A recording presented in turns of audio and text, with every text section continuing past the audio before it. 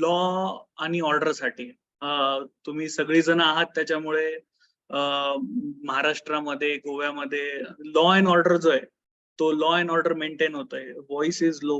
माझा व्हॉइस लो आहे का?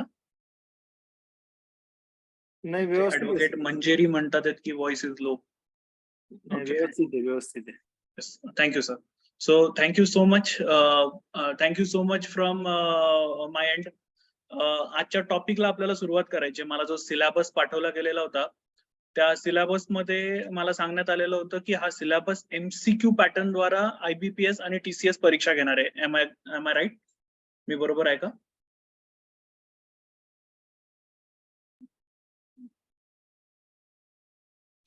मी बरोबर आहे का? प्लीज जरा इथे IBPS आणि TCS एक्झामिनेशन घेतली. ओके. आता सर्वात पहिल्यांदा मला तुम्हाला सगळ्यांना ऍक्च्युली आम्ही या परीक्षांचं प्रिपरेशन विद्यार्थ्यांपर्यंत नेत असतो. दॅट्स वाय या परीक्षा आम्हाला खूप व्यवस्थित पद्धतीत माहिती आहेत. आता फक्त मुद्दा एक याच्यामध्ये असाच येतो की परीक्षेचं स्वरूप तुमच्यासाठी कसं असेल. तुम्हाला IBPS आणि TCS माहिती आहे का? आणि IBPS TCS हा पॅटर्न कसा आहे, हा आपल्याला आता सर्वात पहिल्यांदा व्यवस्थित समजून घ्यायचा आहे.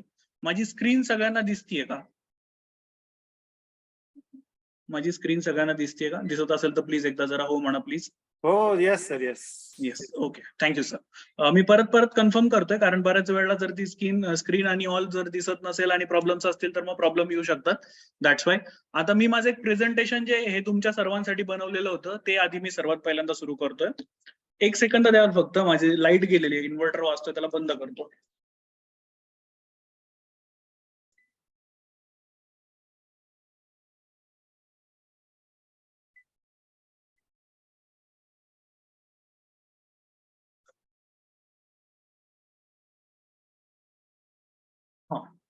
आता बेसिकली हा IBPS TCS पॅटर्न म्हणजे काय, आधी आपण त्याला समजून घेऊया. नेमकं हे सर्व वर्क कसं काय करतं त्याला आधी आपण सर्वात पहिल्यांदा जाणून घेऊया. मी सौरभ राजेंद्र सोनवणे, मी एज्युकेटर इन चीफ आहे अनअकॅडमी मध्ये. मी इथे MPSC या सेक्शन साठी शिकवतो. सोबत सिद्धांतू एज्युकेशन हे आमचा वेगळा जॉईंट व्हेंचर आहे, ज्याच्यामध्ये सुद्धा मी आहे. IBPS आणि TCS च्या माध्यमातून होणाऱ्या परीक्षा मी स्वतः दिलेल्या आहेत, पास केलेल्या आहेत, आणि then I am in front of you all. माझं स्वतःचं एक टेलिग्राम चॅनल आहे, सौरभ सोनवणे MPSC, ते पण तुम्ही जॉईन करू शकता आहात. त्या सत्रामध्ये मला तुम्हाला सगळ्यांना सांगायचंय तो IBPS आणि TCS चा पॅटर्न कसा आहे. TCS म्हणजे नेमकं काय, IBPS म्हणजे काय. बेसिकली या प्रश्नांची उत्तरं मी तुम्हाला सगळ्यांना देतोय. द रिझन बिहाइंड इज की क्लिअर असलं पाहिजे की आपण नेमकं काय करतोय आणि कशासाठी करतोय. या परीक्षा का होतात, कशासाठी होतात, ऑफलाईन का घेत नाहीयेत. मग अशी कोणीतरी विचारलेलं होतं की सर 25 मार्कांसाठी किती लिहायला लावतील. तर मग हा एक बेसिक डाऊट मला सॉल्व्ह करून घेऊ दे की तुम्हाला लिहायचं नाहीये, तिथे एक स्क्रीन असते. ती स्क्रीन कशा प्रकारची असते याचा सुद्धा मी एक तुमच्यासाठी कॅप्चर घेऊन आलेलो आहे. सो तुम्हाला ते बघायला मजा येणार आहे की नेमकी स्क्रीन कशी असते, याचा लाईव्ह डेमो मिळतो का, हे सुद्धा आज आपण बघणार आहोत.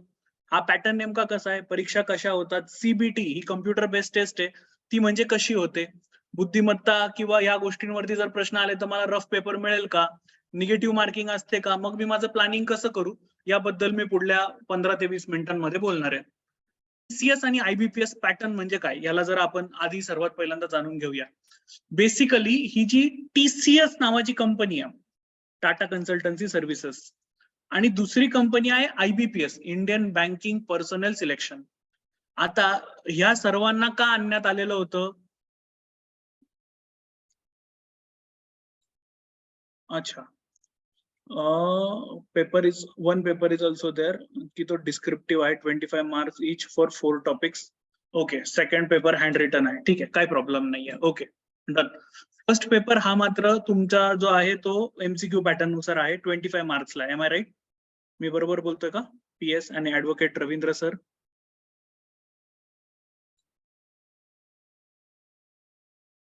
Okay, done. चल, let's talk on first paper and then also की आपण ते सेकंड पॅटर्न मध्ये सुद्धा जाऊ शकतोय. आता पुढे जाऊयात आपण. TCS टाटा कन्सल्टन्सी सर्व्हिसेस आहे, IBPS Indian banking personal selection आहे, हे मी तुम्हाला आधीच सांगितलं. या परीक्षा अशा प्रकारे का घेतल्या जातात तर त्याचं एक मेजर कारण आहे. मागच्या वर्षी जेव्हा कोरोना काळ चाललेला होता त्यावेळेला आरोग्य विभागाची भरती आली आणि त्यात मोठा गैरव्यवहार झाला. या गैरव्यवहारानंतर आपण ठरवलं की आपल्याला सगळ्या परीक्षा या आता ऑनलाईन पद्धतीमध्ये घ्यायच्या आहेत.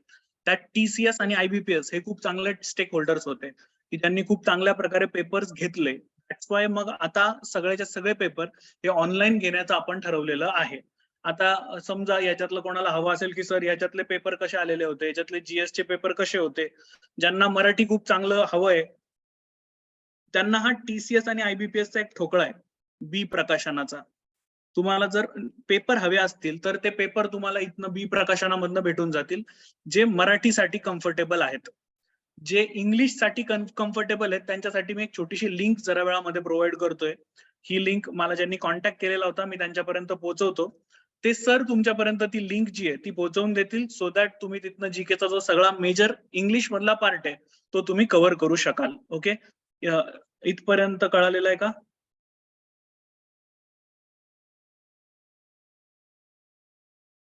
इथपर्यंत काही problem? If there is any problem you can ask me now. Me chat box पण बघतोय. पेपर पॅटर्न पाठवा अँड ऑल. हा, तर मी तो पेपर पॅटर्न जो आहे तो या बी प्रकाशनाच्या पुस्तकामध्ये आहे, तेच तुम्हाला सांगत होतो आता. Okay, done. ठीक आहे, चालेल. नेक्स्ट मी पुढे जातोय आता. हा पॅटर्न कसा काय ह्याला पण आपल्याला समजून घेणं खूप जास्त गरजेचं आहे. यातले जे प्रश्न आहेत ते वन लाईनर आहेत. मेजॉरिटी प्रश्न हे वन लाईनर आहेत. काइंड ऑफ क्वेश्चन कसे आहेत, तर मला तुम्हाला एक मस्तपैकी त्याच्यातलं एक उदाहरण देऊ दे. रिसेंट आलेला प्रश्न की बाबा रे आर्टिकल 44 म्हणजे माझ्यापेक्षा कॉन्स्टिट्यूशन तुम्ही सगळेजण कोळून पिलेले आहात. याचं इम्प्लिमेंटेशन करणारं पहिलं स्टेट कोणतं? आय होप तुम्हाला सगळ्यांना माहिती असेल. तो करंट अफेअर्सचा प्रश्न आहे की ते गोवा हे पहिलं राज्य होतं ज्यानं समान नागरी कायदा, युनिफॉर्म सिव्हिल कोड याला राबवलेलं होतं. काइंड ऑफ क्वेश्चन्स याच्यामध्ये विचारले गेलेले आहेत. काठिण्य पातळी म्हणजे याला ज्याला आपण टफनेस म्हणतोय ती कमी आहे. प्रॅक्टिस केल्यास तुम्ही मॅथ आणि रिझनिंगचे प्रश्न पण सोडवू शकाल जर ते तुमच्या सिलेबस मध्ये असतील तर. आता बऱ्याच लोकांना विचारायचं होतं की सर याची स्क्रीन नेमकी कशी दिसते, तर ही स्क्रीन काही अशा प्रकारची दिसतीये. तुम्हाला सगळ्यांना माझी स्क्रीन विजिबल आहे? तुम्हाला सगळ्यांना माझी स्क्रीन Yes, sir. विजिबल आहे? Yes, yes, yes. yes. तर ही स्क्रीन काही अशा प्रकारे असते. तुमच्या समोर एक कम्प्युटरचा डेस्कटॉप असतो. त्यामध्ये तुम्हाला सेक्शन्स दिलेले असतात. तुमच्या सेक्शन्सची नावं इथे 1, 2, 3, 4 अशी वरती लिहिलेली असतात. इथे टायमर चाललेला असतो. जर तुमचा 60 मिनिटचा टायमर असेल तर तो टायमर उलटा चालतो. 60, 59, 58, 57 असा उलटा टायमर चालतो. इथे क्वेश्चन तुमच्यासाठी सेट केला गेलेला असतो. त्याचे ऑप्शन्स असतात A, B, C, D. तुमचा जो काही क्वेश्चन वाचल्यानंतर तुम्हाला आन्सर सिलेक्ट करायचा आहे त्या ऑप्शन वरती तुम्हाला क्लिक करायचंय. इथे खाली 2 टॅब असतात. एक आहे सबमिट आणि दुसरा आहे कॅन्सल. ऍज्युम करा की मी तिसऱ्या सेक्शन वरती आणि अचानक मला आठवलं अरे दुसऱ्या सेक्शन मध्ये जे उत्तर मी दिलेलं होतं ते चुकीचं आहे. तुम्ही डिरेक्टली दुसऱ्या सेक्शन वरती क्लिक करू शकतात. तिथे कॅन्सल वरती क्लिक करू शकतात, नवीन ऑप्शन निवडू शकतात आणि सबमिट वरती क्लिक करू शकता आहेत. ओके, तर हा अशा प्रकारची जी सिस्टम आहे ती IBPS च्या परीक्षांमध्ये तिथे तुम्हाला पाहायला मिळेल. आय होप ही इन्फॉर्मेशन तुम्हाला कळेल. हा, आता ती परीक्षांवाईज ती संतोष सर बदलू शकतात. काहींना 5 असू शकतात, काहींना 4 असू शकतात. फक्त इंटरफेस कसा होता हे मला तुम्हाला सगळ्यांना सांगायचं होतं. Is it clear? Shall I go ahead? तर Redmi 9 वरनं एक मेसेज आहे, सर इज इट कंपल्सरी की मी सगळेच प्रश्न अटेम्प्ट केले पाहिजे? तर मी म्हणेल नाही. निगेटिव्ह मार्किंग ज्याला चांगल्या प्रकारे हँडल करता येते त्या निगेटिव्ह मार्किंग बद्दल मी 1-2 मिनिटं घेतो लगेच. Please guide me whether the hall ticket is published in a mail. I received only mail regarding the hall ticket but now. हा, तर ते तुम्हाला कॉल लेटर त्यांच्या साईटवरनं जाऊन ऍडव्होकेट प्राची डाउनलोड करावं लागेल. ओके, तर मग रवींद्र सर तिथे 5 ऑप्शन असतील तर मग इथे कदाचित एक ऑप्शन अजून तुमच्यासाठी वाढून जाईल. त्याच्यावरनं जाऊन तुम्हाला 5. मी तुम्हाला फक्त रवींद्र सर स्क्रीन कशा प्रकारची असते ते दाखवण्याचा प्रयत्न करतोय, सो दॅट तुम्ही अवेअर व्हाल की मला कुठेतरी जाऊन तिथे असं करायचं आहे. कोणीतरी ते निगेटिव्ह मार्किंग वरती एक छान प्रश्न विचारलेला होता. ते निगेटिव्ह मार्किंग वरती मला तुम्हाला सगळ्यांना सांगायला आवडेल. नॉर्मली निगेटिव्ह मार्किंगला जर तुम्हाला व्यवस्थित हँडल करायचं असेल तर मी सजेस्ट करेल की जर समजा आता तुम्हाला 1, 2, 3, 4 आणि 5 ऑप्शन्स आहेत. इफ सपोज निगेटिव्ह मार्किंग जर तुम्हाला हँडल करायची असेल तर जर तुम्ही 2 मध्ये कन्फर्म असाल तर 100% प्रश्नाला टिक करून या. 100%. याच्या पाठीमागचं एक मेजर कारण आहे. प्रोबॅबिलिटी परमिटेशन कॉम्बिनेशनचा नियम सांगतो की जर तुम्ही हा प्रश्न सोडून दिला तर तुम्हाला 0 मार्क मिळणार आहेत. पण जर तुम्ही असे 10 प्रश्न सोडवून आलात तर देर इज अ प्रोबॅबिलिटी की 5 बरोबर येतील आणि 5 चुकतील. इन केस तुम्ही सोडवून न आलात तर तुम्हाला 0 मार्क भेटणार होते. बट इन केस जर 5 बरोबर आले तर 5 मार्क बरोबर मिळतील आणि 5 चे निगेटिव्ह होतील 1.25. जर ते निगेटिव्ह झाले तर तुम्हाला मिळालेले मार्क 3.75. इट मीन्स की तुम्ही किमान 30,000 लोकांना पाठीमागे सोडून द्याल. So that's why me suggest करेल की तुम्ही रिस्क घ्या, पण रिस्क तेव्हाच घ्या जेव्हा तुम्ही 2 मध्ये शुअर असाल की या दोघांमधलं एक आन्सर आहे. 3 मध्ये असेल डोंट टेक रिस्क, असं मी नक्की सजेस्ट करेल. निगेटिव्ह मार्किंग या पद्धतीने हँडल करा असं आम्ही स्टुडंट्सला बऱ्याच वेळेला सांगत असतो. आय होप निगेटिव्ह मार्किंगचं जे प्रश्न होता तो आता क्लिअर झालेला आहे. I hope so. Okay sir, please cover the Maharashtra geography polity history. Okay, I will suggest you book. Done. मी पुढे जातोय आता. तर या परीक्षा या काही अशा प्रकारे होत असतात. आता परीक्षांसाठीचं स्वरूप कसं काय असतं? मला सगळ्यांना 1 तास आधी तिथे पोहोचायचंय. 1 तास आधी तुमचं रजिस्ट्रेशन होत असतं. तुम्हाला वेगवेगळा लॉग इन आयडी आणि पासवर्ड तुमच्या हॉल तिकीट वरती दिला जात असतो. तो जाऊन तुम्हाला तिथे एंटर करायचा असतो. वेगवेगळ्या शिफ्ट मध्ये वेगवेगळे प्रश्न असतात आणि याच्यामध्ये नॉर्मलायझेशनची एक प्रोसेस होत असते. समजा 3 शिफ्ट मध्ये पेपर झाला. पहिली शिफ्ट आहे 9 ते 12, दुसरी शिफ्ट आहे 1 ते 3 आणि तिसरी शेवटची शिफ्ट आहे 4 ते 6. तर जर समजा या शिफ्ट मध्ये हार्ड क्वेश्चन होते, या शिफ्ट मध्ये इझी क्वेश्चन होते आणि याच्यात पण हार्ड क्वेश्चन होते, तर ते एक नॉर्मलायझेशनची प्रोसेस राबवतात. ज्या नॉर्मलायझेशनच्या प्रोसेस थ्रू होतं काय की इथे जी इझी शिफ्ट आहे त्यांना आलेले जे मार्क्स आहेत ते कमी केले जातात. हार्ड शिफ्टला ते मार्क जे आहेत ते ट्रान्सफर केले जात असतात. सो नॉर्मलायझेशनची प्रोसेस होत असते, पण सगळ्यांना पेपर हे मात्र वेगवेगळे असतात. सो दॅट कुठेही पेपर फुटू नये किंवा कुठेही कॉपी होऊ नये याच्यासाठी ही त्यांनी घेतलेली टेस्ट असते. हिला आपण सीबीटी या नावाने ओळखतो, कम्प्युटर बेस्ड टेस्ट. याचा तुम्हाला डेमो मिळतो का? तर आन्सर इज येस. तुम्ही गेल्यानंतर पहिले 15 मिनिटं तुम्हाला डेमोसाठी दिली जात असतात की तुम्ही वापरून बघा आमचा इंटरफेस, की या प्रकारे पेपर तुम्ही देऊ शकता. हा इंटरफेस तुम्ही वापरा. त्याच्यात काहीही प्रश्न असतील तर मी तुम्हाला सगळ्यांना सजेस्ट करेल, तिथे इन्व्हिजिलेटर्स असतात, कृपया त्यांच्याशी बोला. ते तुमचे जे काही प्रॉब्लेम्स असतील ते तुम्हाला ते सॉल्व्ह करून देतील. This is the best way. तिथे तुम्ही जाऊन नक्की तिथे विचारा. आता जर समजा काही बुद्धिमत्तेचं काम असेल किंवा रफ वर्क तुम्हाला हवं असेल तर तिथे तुम्हाला कोरा कागद दिला जात असतो. त्याच्यावरती तुम्ही कोरा कागदाने तुम्ही मार्क करू शकता. निगेटिव्ह मार्किंग आहे का?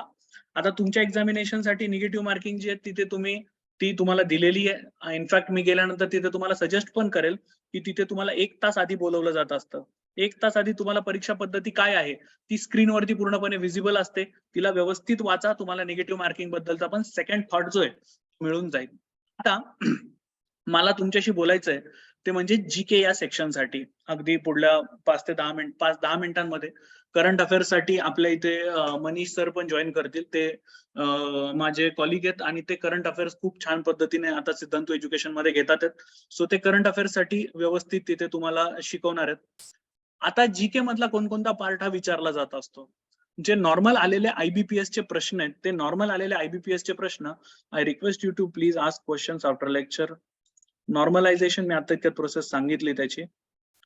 हा, वरती सरांनी लिंक दिलेली आहे. ठीक आहे, मी मध्ये मध्ये तुमचे सगळ्यांचे ज्या चॅट्स आहेत ते पण बघत होतो. जीके मध्ये जे आलेले प्रश्न आहेत ते नॅशनल पार्क्स वरती आलेले आहेत. मनीष सर याची एक छोटीशी ट्रिक सुद्धा त्यांनी तयार केलेली, ती पण ती तुम्हाला एक्सप्लेन करतील. वाईल्ड लाईफ सँच्युरीज वरती प्रश्न विचारले जात असतात.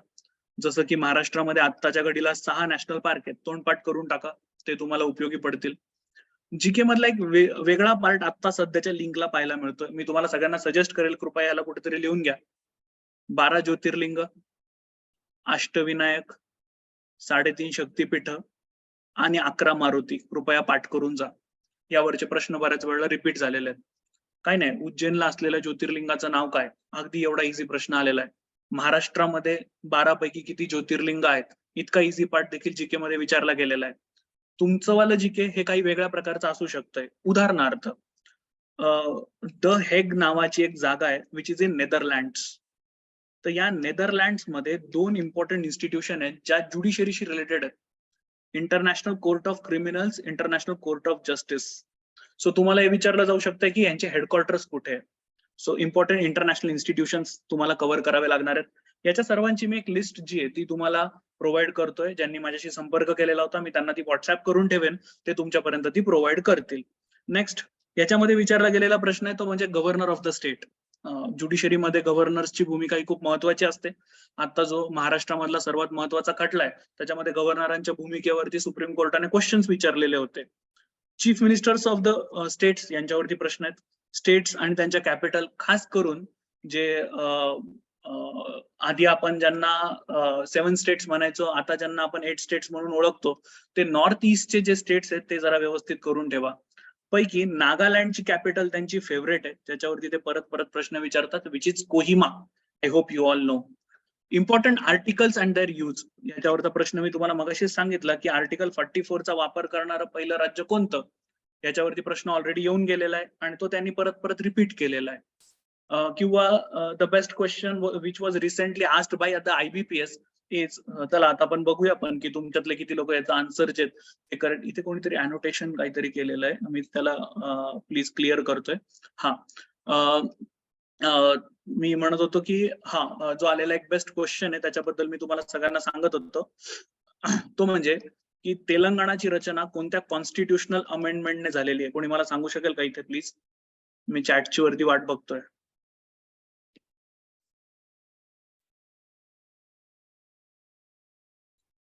तेलंगणाची रचना कोणत्या कॉन्स्टिट्युशनल अमेंडमेंटने झालेली आहे? नाही, I am not asking you by which article, I am asking you by which constitutional amendment. तर इथे एक मेजर इश्यू आहे. आर्टिकल 4 ऑफ इंडियन कॉन्स्टिट्यूशन असं सांगतं की there is no need of constitutional amendment for the state. आणि तुम्हाला जाऊन व्यवस्थित वाचल्यावरती कळेल की अरे की त्याची वापराची गरजच पडलेली नव्हती बापा रे, हो की नाही. So these type of questions जे ते तुम्हाला विचारले जाऊ शकतात जीके मध्ये कॉन्स्टिट्यूशनशी रिलेटेड. सो प्लीज जरा त्याच्याकडे व्यवस्थित लक्ष ठेवा, ते तुमच्यासाठी खूप इम्पॉर्टंट आहेत. नेक्स्ट, पुढे जातोय मी तुम्हाला फक्त टाइप ऑफ क्वेश्चन्स विचारले गेलेले ते सांगतोय, सो दॅट तुम्ही लोक तयार होऊ शकाल की अरे अशी गोष्ट मला येऊ शकते, मला त्याच्यासाठी तयार राहायचंय. इम्पॉर्टंट साइट्स इन इंडिया, जसं की बृहदेश्वरावरती प्रश्न आलेला होता की where is the temple of Brihadeeswara is situated at, असा प्रश्न आलेला होता. शिवाय 2 प्रश्न अजून आलेले होते, म्हणजे अगदी करंट अफेअर्सशी लिंक क्वेश्चन ते जे IBPS ने विचारलेले होते. आज 1 वर्ष पूर्ण होतंय जेव्हा शिंदे साहेबांनी बंड केलेलं होतं त्याला. यू वोंट बिलीव्ह, बट त्याच्यावरती प्रश्न विचारण्यात आलेला होता की जिथे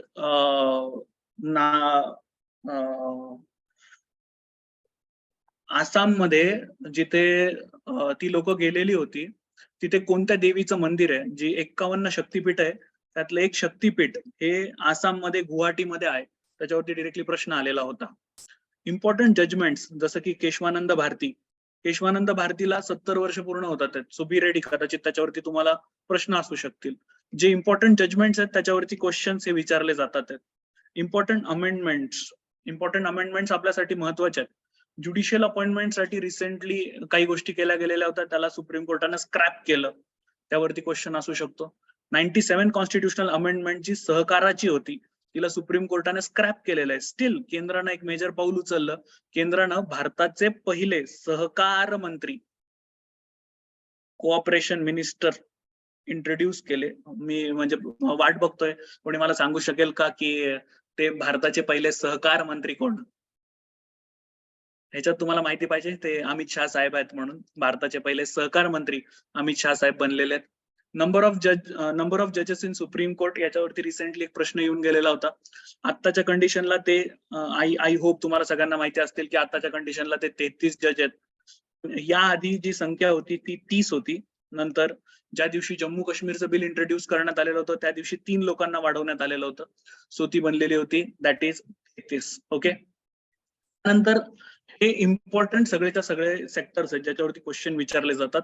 याचीच लिंक जी आहे ती व्हॉट्सअपद्वारा मी माझे जे पॉइंट ऑफ कॉन्टॅक्ट होते मी त्यांच्यापर्यंत पोहोचवतो, सो दॅट ते तुम्हाला ती जी लिंक आहे ती प्रोव्हाइड करतील. प्रश्न काय काय आहेत? Indian states and capital, national parks, top 10 reverse in India, list of waterfalls. जसं की आय होप तुम्हाला माहिती असेल, बाहुबलीमध्ये जो वॉटरफॉल दाखवला गेलेला होता त्याचं नाव होतं जोग वॉटरफॉल, जो की शरावती नावाच्या रिव्हर वरती आहे. टाइप ऑफ क्वेश्चन्स आपल्याला विचारले जातात.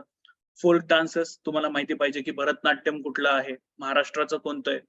Next, national symbol of India, त्याच्यानंतर लँग्वेजेस, त्याच्यावरचे question, list of high courts, formation याच्या बाबतीमध्ये प्रश्न ऑलरेडी येऊन गेलेले आहेत की छत्रपती संभाजी महाराज नगर इथलं जे हायकोर्ट आहे त्याचा जन्म कधी झाला, नागपूर बेंच कधी जन्माला आलेलं होतं, काइंड ऑफ क्वेश्चन्स विचारले गेलेले आहेत. List of Indian states flowers, आता याच्यामध्ये एक प्रश्न विचारला गेलेला होता जो मला आता लगेच आठवतोय, जम्मू आणि काश्मीर याचं स्टेट फ्लॉवर कोणतं आहे माहितीये का कोणाला? नक्कीच शिल्पा मॅडम, मी माझ्याशी ज्यांनी पॉइंट ऑफ कॉन्टॅक्ट होते त्यांना मी पाठवून ठेवेल नक्कीच. सर्वात शेवटी देतो दत्ता सर. हा, तर बऱ्याच लोकांना वाटतं की हे काहीतरी वेगळं असेल, पण ते कमळ आहे, हे खूप महत्वाचं आहे. जम्मू आणि काश्मीरचं जे नॅशनल स्टेट फ्लॉवर आहे ते. त्याच्यानंतर फ्रीडम फायटर्स इन इंडिया यांच्यावरचे questions repeated, list of prime ministers, list of RBI governors, Rajya Sabha, Lok Sabha, Ramsar sites. आय होप तुम्हाला सगळ्यांना माहिती असेल. मग अशी कोणीतरी म्हणालं पण मला की सर महाराष्ट्राच्या करंट अफेअर्स वरती फोकस आहे, तर मग आता लिस्ट ऑफ रामसार साइट्स. महाराष्ट्रामध्ये आत्ताच्या घडीला 3 रामसार साइट्स आहेत आपल्याकडे. जी सर्वात पहिली रामसार साइट होती ती म्हणजे नाशिक मधली. नाव सांगू शकते का कोणी? मी पाहतोय कमेंट बॉक्स कडे, नाव आहे, कमेंट बॉक्स कडे लक्ष आहे माझं. हा, नाही लोणार नाही, Lonar is second, Gayatri madam. Lonar is second. Maharashtra, Nandur Madhmeshwar is the first, right. Lonar is the second and the third, जे की बुलढाण्यामधलं, माफ करा, लोणार बुलढाण्यामध्ये. थर्ड इज ठाणे क्रीक, जी की भारतातली पहिली अर्बन साइट सुद्धा आहे. त्याच्यानंतर एज्युकेशन म्हणजे मिनिस्टर्स इन इंडिया यांच्यावरती पण प्रश्न आहे. Dadasaheb Phalke awards, largest smallest states in India, wildlife सँच्युरी, 10 लॉंगेस्ट हायवेज वरचे क्वेश्चन्स आहेत. त्याच्यानंतर नॅशनल पार्क्स मी आधीच तुम्हाला सांगितलं. नेबरिंग कंट्रीज भारताचे, dams in India, national animal of India, national tree, union territories, list of Indian birds, Agnipath scheme, वेगवेगळ्या ज्या गव्हर्नमेंटच्या स्कीम्स आहेत ज्या आता तुम्हाला लॉशी पण रिलेटेड आहेत त्या पण तुम्हाला माहिती पाहिजे. List of Indian presidents, Indian constitution तर तुमच्या सिलेबस मध्ये आहे. त्याच्यानंतर fundamental right, duties, Bharat Ratna awardees. Bharat Ratna awardees पण त्यांचे जरा फेवरेट आहेत, त्याच्याबद्दल पण माहिती ठेवा. टायगर रिझर्व्ह, त्याच्यानंतर नोबेल प्राइजेस विनर लिस्ट, या सर्वच्या सर्व ज्या गोष्टी आहेत त्या याच्यामध्ये इम्पॉर्टंट आहेत. ओके, माझं एक टेलिग्राम चॅनल आहे, मला जो दिला गेलेला वेळ होता तो आता संपायवरती आलेला आहे. माझं एक टेलिग्राम चॅनल आहे, सौरभ सोनवणे MPSC. आता मी त्याच्यावरती लगेचच्या लगेच मला जी लिंक तुम्हाला पाठवायची होती ती लिंक जी आहे ती पाठवून ठेवतोय. तुम्ही, तो पब्लिक प्लॅटफॉर्म आहे, तुम्ही त्याच्यावरती जाऊन त्याला वापरू शकतात आणि जाऊन त्याला बघू शकतात. मी ती पोस्ट करून ठेवलेली आहे, ज्यांना कोणाला हवा असेल त्यांनी तिथनं ती घ्या. ओके, आता याच्या व्यतिरिक्त जर तुम्हाला काही प्रश्न असतील तर प्लीज विचारा. आपण 2 ते 3 मिनिटं त्याच्यासाठी ठेवूया आणि देन मग मनीष सर जॉईन करतील. मी ऑलरेडी ती लिंक जी आहे ती माझ्या टेलिग्राम चॅनलला पाठवून ठेवलेली आहे. विवेक सर, संजय सर. ओके, याच्या व्यतिरिक्त काही प्रश्न असतील तर प्लीज विचारा.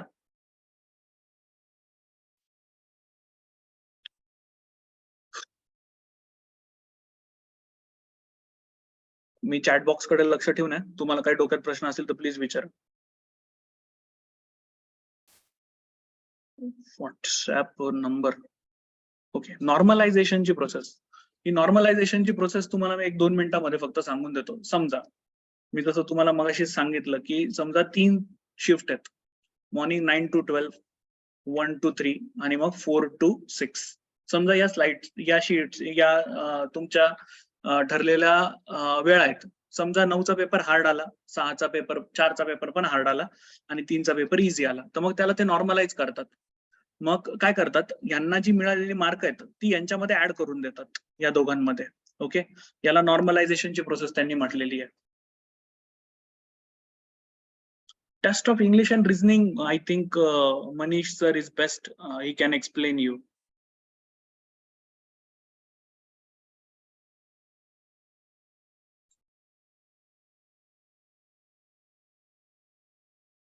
रीडिंग मटेरियल तर एकच छोटीशी लिस्ट आहे, ती मी माझ्या टेलिग्राम चॅनलला आता टाकलेली. आय होप तुम्ही वापरत असाल. How to join Telegram, Saurabh Sonawane MPSC असं फक्त सर्च करा. Saurabh SAURABH, Rajendra RAJENDRA, Sonawane SONAWANE, हे माझं पूर्ण नाव आहे. माझ्या टेलिग्राम चॅनलचं नाव आहे Saurabh SAURABH. Sonawane SONAWNE, Saurabh Sonawane MPSC हे चॅनलचं नाव आहे. Is there any demarcation as for how much marks legal questions? I don't think so की लीगल मार्क्स साठी काही त्यांनी म्हटलेलं आहे, कारण त्यांनी जो सिलेबस प्रेरणा मॅडम दिलेला आहे त्याच्यामध्ये त्यांनी जीके आणि करंट अफेअर्स असं म्हटलेलं आहे. Not YouTube, it's Telegram channel sir. Okay, I will provide it here. Just give me a second. मी तुम्हाला ते इथे प्रोव्हाइड करून देतो. मी दिसतोय का सगळ्यांना? हो हो. चॅट बॉक्स मध्ये टाकून द्या सर मेसेज. अच्छा, ओके, ते चांगलं राहील. हो. ठीक आहे सर, मी त्याला चॅट बॉक्स मध्ये टाकून देतो. मी सर तुमचा व्हिडिओ ऑन करा म्हणजे लक्ष येते. जॉईन झालेत ते. हा,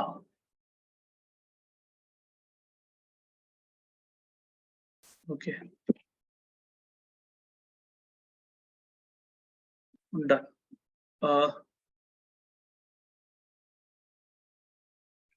okay, I think Manish sir आलेले असतील. अजून कोणाचे काही प्रश्न असतील तर विचारा. सर 2 डिव्हाइस मध्ये जॉईन केलाय, त्याचा 2 आम्हाला दिसते मनीष सर. मनीष सर, तुम्ही ज्या डिव्हाइस वरनं जॉईन केलं असेल त्या हँड रेज करा, सो दॅट सर तुम्हाला जॉईन करतील. नाही, आज झाले अनम्यूट झाले sir. Hello.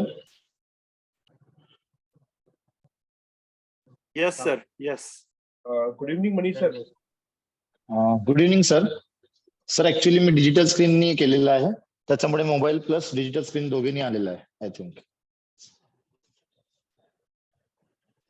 Hello Saurabh sir, I am audible? Yes yes sir, तुमचा आवाज येतोय. डिजिटल स्क्रीन ऑन करा फक्त एकदा. हा, डिजिटल स्क्रीननीच केलेलं आहे मी, अजून मोबाईलनी 2 ID वरून केलेलं आहे मी, त्याच्यामुळे 2 दोघी नाव ID? आलेले आहेत. अच्छा, दोघी ID मग जॉईन करा सर त्यांचे प्लीज. जॉईन आहेत सर. जॉईन केलं.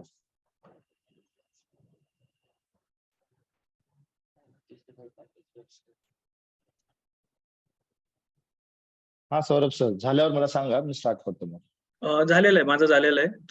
तुम्ही सुरू करू शकता सर. माझं फक्त एकच आहे, कॅमेरा ऑन नाही होऊ शकणार. सौरभ साहेब नमस्कार. Hello sir, good evening. This is advocate doctor Uday Warunjekar, vice chairman bar council of Maharashtra and Goa. Hello sir. आमच्या मुलांना विशेष करून तुम्ही जी IBPS एक्झाम कशी क्रॅक केली या संदर्भात जरा थोडंसं सांगावं. हे सगळी 10 वर्ष वकिली केलेली मंडळी आहेत, त्यामुळं डबल ग्रॅज्युएट आहे, 10 वर्ष वकिली केलेली आहे. पण MPSC ची परीक्षा आणि IBPS परीक्षा या दोघांचा फॉर्मॅटही वेगळा आहे, त्याची एक्झामिनरची मानसिकता पण वेगळी आहे. कारण MPSCच्या ज्या आमच्या जजेसच्या परीक्षांचे जे पेपर असतात ते डिस्ट्रिक्ट जजेस तपासतात, त्याच्यामुळं दोन्हीमध्ये जो तफावत आहे हे जरा थोडंसं आमच्या वकील सगळ्या पार्टिसिपंटला सांगितलं तर बरं होईल.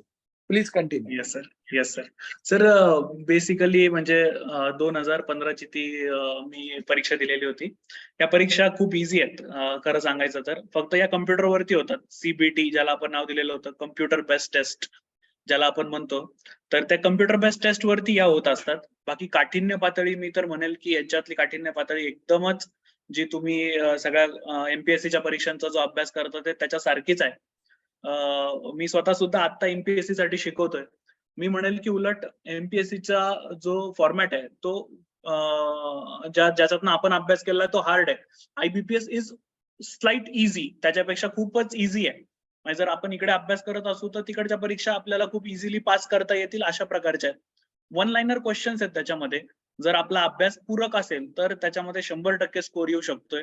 मी तर म्हणेल की MPSCचा तुम्ही जो अभ्यास केलेला आहे आता सगळ्याच्या सगळा, ज्या प्लॅटफॉर्मवरनं तुम्ही गेलेला त्या प्लॅटफॉर्मवरनं जात असताना इकडे तुम्हाला परीक्षा खूप इझी जाणार आहेत. फक्त याच्यामध्ये एवढंच एक आहे की जरा स्क्रीन टाइम तुम्हाला सगळ्यांना वाढवावा लागेल. म्हणजे ज्या लाईव्ह टेस्ट आहेत, डेमो टेस्ट आहेत, जर तुम्ही त्या व्यवस्थित सोडवल्या तर तुम्हाला जास्त फायदा पण होईल. मनीष सर त्याच्याबद्दल सांगणार पण आहेत. मी त्यांना सांगितलेलं पण होतं की आपल्याला एखादी ऑनलाईन टेस्ट घेता येईल का. इनफॅक्ट मी तर म्हणालेलं होतं की जेव्हा उदय सरांशी सर्वात पहिल्यांदा बोलणं झालं की आय वॉज रेडी की जे सगळे आपले वकील मंडळी आहेत ते जर पुण्यामध्ये असतील तर रोज संध्याकाळी आम्ही क्लासेस घ्यायला पण तयार होतो. पण ही सगळी संख्या महाराष्ट्रात हे कळल्यानंतर मग मला कळलं की नाही, मग आपण कदाचित झूम वरतीच घेणं योग्य असेल म्हणून. तर मग दॅट्स वाय मग आपण या झूम प्लॅटफॉर्म वरती भेटलो. तर क्वेश्चन्स प्रचंड इझी आहेत, 1 लाइनर आहेत, त्याच्यामुळे त्याला घाबरायचं काही कारण नाहीये. मी तर असं सजेस्ट करेन की फक्त टेम्परामेंट व्यवस्थित ठेवा. तेवढ्या दिलेल्या वेळामध्ये मला तो सेक्शन व्यवस्थित गेला तर आरामात त्याच्यातले मार्क निघू शकतात असं आहे ते. Yes sir. हिंदू आणि एक्सप्रेस वाचणं आता पॉसिबल नाहीये. मनीष सरांना मी एक सांगितलेलं होतं, एक पीडीएफ सुद्धा मी तुम्हाला प्रोव्हाइड करतोय. ती पीडीएफ सुद्धा मनीष सर आता टाकून देतील सो दॅट तुम्हाला इझी होऊन जाईल त्याच्यावरनं.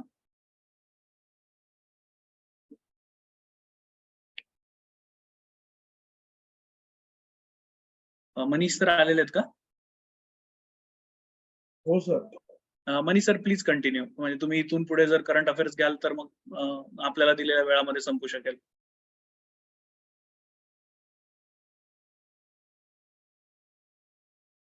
लिंक ऑलरेडी टाकलेली आहे मॅडम, परत एकदा टाकतोय, हे घ्या.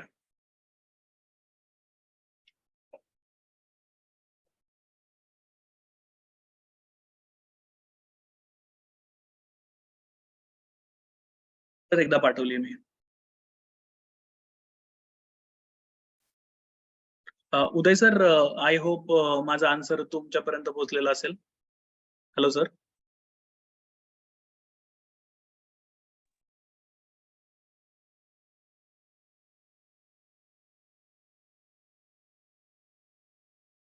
सर ओके, तुमचा yes, yes sir, thank you, yes thank you. Yes sir. Sir मी जीके पार्ट घेतला. आता करंट अफेअर्सचा Correct. जो पार्ट आहे ज्याच्यामध्ये मास्टर मनीष आपल्या सर सगळ्या यू आर राईट, पार्टिसिपंटला हे सांगितलं पाहिजे की अशा IBPS एक्झाम क्रॅक केलेला आपल्याकडे आज रिसोर्स पर्सन आहे. त्याच्यामुळं आपल्या मनात काही शंका असतील तर त्या चॅटबॉक्स मध्ये देखील आपण टाईप करून विचारू शकता. कारण प्रॅक्टिकल अँगलनं कसं तयारी करायची, काय तयारी करायची आणि उरलेले जे आता 2 दिवस आहेत ते कसे वापरायचे याचं पण तुम्हाला मार्गदर्शन यांच्याकडून मिळेल. In the mean time there is another resource person which is along with Saurabh. त्यामुळे मी त्यांना विचारणार आहे की मनीष सरांची थोडीशी ओळख कोण करून देईल. मला वाटतं सौरभच कदाचित त्यांची ओळख करून देतील. त्यामुळे based on that let us go to the next resource person who is also well qualified आणि जो माणूस आपल्याला मार्गदर्शन करायला तयार आहे. Saurabh please continue. Yes. So Manish sir हे आमच्या सिद्धांतू एज्युकेशनचे डायरेक्टर आहेत. त्यांनी स्वतः या IBPS एक्झामिनेशन दिलेल्या आहेत, क्रॅक केलेल्या आहेत. ते स्वतः SVC बँकेमध्ये त्यांचं ग्रेड 1 ऑफिसर म्हणून सिलेक्शन आहे. शिवाय ते रिझनिंगचे मागच्या 4 वर्षांपासून फॅकल्टी आहेत. त्यांनी IBPS चे इंटरव्ह्यूज दिलेले आहेत. सो मनीष सर मी तर म्हणेल की करंट अफेअर्स साठी माझ्यापेक्षा खूप चांगले एक तुम्हाला गाईड ठरू शकतात. सो मी मनीष सरांना रिक्वेस्ट करेल, sir please start. Hello sir, hello all of you. सबसे पहले तो sir thank you so much Saurabh sir, आपने मुझे मौका दिया सबके सामने बोलने का. And thank you so much all of you that आपने मुझे मौका दिया है. तो सर सबसे इंपॉर्टेंट चीज पहले तो मैं कहना चाहूंगा कि IBPS जो एग्जाम का पैटर्न है वो सबसे बेस्ट है और बहुत इजी है. उस वजह से बैंकिंग में सिलेक्शंस बहुत ज्यादा होते हैं. दूसरे करंट अफेयर्स के एग्जाम्स जो भी है IBPS जो कंडक्ट करता है, आज के तारीख में IBPS RBI का एग्जाम, SBI का एग्जाम, ईच एंड एवरीथिंग जितने भी होते हैं, SSC भी कंडक्ट कर रहा है आजकल, IBPS सारी एग्जाम्स कंडक्ट कर रहा है. तो उस वजह से IBPS का इंपॉर्टेंस बहुत ज्यादा बढ़ गया है अभी. तो सर मुझे बस 1-2 क्वेश्चंस पूछने थे कि आपका जो है जिसमें करंट अफेयर्स बहुत इंपॉर्टेंट है. आई थिंक जैसे सौरभ सर ने मुझे बताया कि करंट अफेयर्स बहुत इंपॉर्टेंट है, तो मैं सर बताना चाहूंगा आपको कि करंट अफेयर्स में सबसे बेस्ट चीज क्या है. तो ये जो करंट अफेयर्स होता है IBPS के अंडर में, IBPS के अंडर में करंट अफेयर्स आता है sir and ma'am general awareness के अंदर. ठीक है, जनरल अवेयरनेस के बारे में बात करेंगे. देखो ये सारी एग्जाम्स है जिसमें IBPS अभी क्वेश्चंस अपलोड कर रहा है. सारे क्वेश्चंस IBPS के अंडर में आ रहे हैं. अभी बहुत सारे एग्जाम्स है जिसके अंडर में IBPS सारे क्वेश्चंस पूछ रहा है सर. तो मैं एक छोटा सा आपको इंट्रोडक्शन देना चाहूंगा सर कि करंट अफेयर्स किसके अंडर में आएगा सर. तो ये सारी चीजें जो है सबसे इंपॉर्टेंट है कि एक second, how to prepare general awareness and banking awareness for IBPS exams. तो IBPS के एग्जाम्स में सबसे इंपॉर्टेंट हो जाता है करंट अफेयर्स. तो जनरल अवेयरनेस के अंडर में 4 पार्ट्स आएंगे. जैसे सबसे पहला देखा जाए तो करंट अफेयर्स से पूरा 75% वेटेज इसी के ऊपर होता है sir and ma'am, current affairs के ऊपर. उसके बाद static awareness banking and financial awareness, इन दोनों को एक ही में इंक्लूड किया जाएगा. तो स्टैटिक अवेयरनेस ऐसी चीज है जो स्टैटिक है, जो कभी चेंज नहीं हो पाएगी। एंड बैंकिंग अवेयरनेस और फाइनेंशियल अवेयरनेस भी पूछता है आजकल करंट अफेयर्स के साथ साथ। तो देखा जाए सर एंड मैम, तो सबसे इंपॉर्टेंट होता है अभी करंट अफेयर्स। स्टैटिक हो गया, बैंकिंग हो गया, फाइनेंशियल हो गया, जीके हो गया, ईच एंड एवरीथिंग इंक्लूडेड कहाँ होता है? करंट अफेयर्स में। तो इसलिए मैंने बोला है कि करंट अफेयर्स को सबसे ज्यादा वेटेज दिया गया है अभी, जो कि जनरल अवेयरनेस के अंदर आता है। और आईबीपीएस भी सबसे ज्यादा करंट अफेयर्स के ऊपर ही वेटेज देता है। और उसके बाद जैसे कि आपका लॉ का एग्जाम है, तो लॉ के ऊपर कुछ करंट्स की चीजें होगी जो थोड़ा डिवाइड किया होगा। जैसे जजेस का होता है, हाई कोर्ट के जजेस चेंज होते हैं, जैसे आंध्र प्रदेश के हो गया, तेलंगाना का हो गया, महाराष्ट्र का हो गया। अगर करंट में ऐसा कुछ चेंज हुआ है तो उसके ऊपर भी क्वेश्चंस पूछे जाते हैं। जैसे आपको तो पूछेंगे ही, और हमें भी आईबीपीएस में जो होता है वहां भी पूछे जाते हैं हमें भी। तो सर मैं सबसे पहले आपको बताना चाहूंगा कि करंट अफेयर्स के अंदर सारी चीजें आती क्या है। सबसे पहले देखा जाए सर, तो स्लाइड्स में आप देखोगे कि करंट अफेयर्स में सर सबसे इंपॉर्टेंट चीज मैं आपको बताना चाहूंगा सर, ये जो पॉइंट्स मैंने आपको दिया है, Narendra Modi sir. Sir I think सब लोग इन्हें जानते हैं। तो नरेंद्र मोदी सर एक्चुअली हमें जो बताया जाता है, तो आईबीपीएस में अगर मोदी सर जहां भी जाते हैं सर, जहां भी जाएंगे, जो भी कंट्री में जाएंगे, हर कंट्री में जो जो बॉन्ड साइन करते, ईच एंड एवरीथिंग वो अपने लिए क्या होता है? Current affairs. तो इसीलिए सर नरेंद्र मोदी सर सबसे इंपॉर्टेंट है करंट अफेयर्स में। जैसे कि सर नरेंद्र मोदी सर अभी अभी करंटली गए थे, आई थिंक ऑस्ट्रेलिया गए थे और जापान गए थे। कोई मुझे बता पाएगा कि सर जापान और ऑस्ट्रेलिया क्यों गए थे?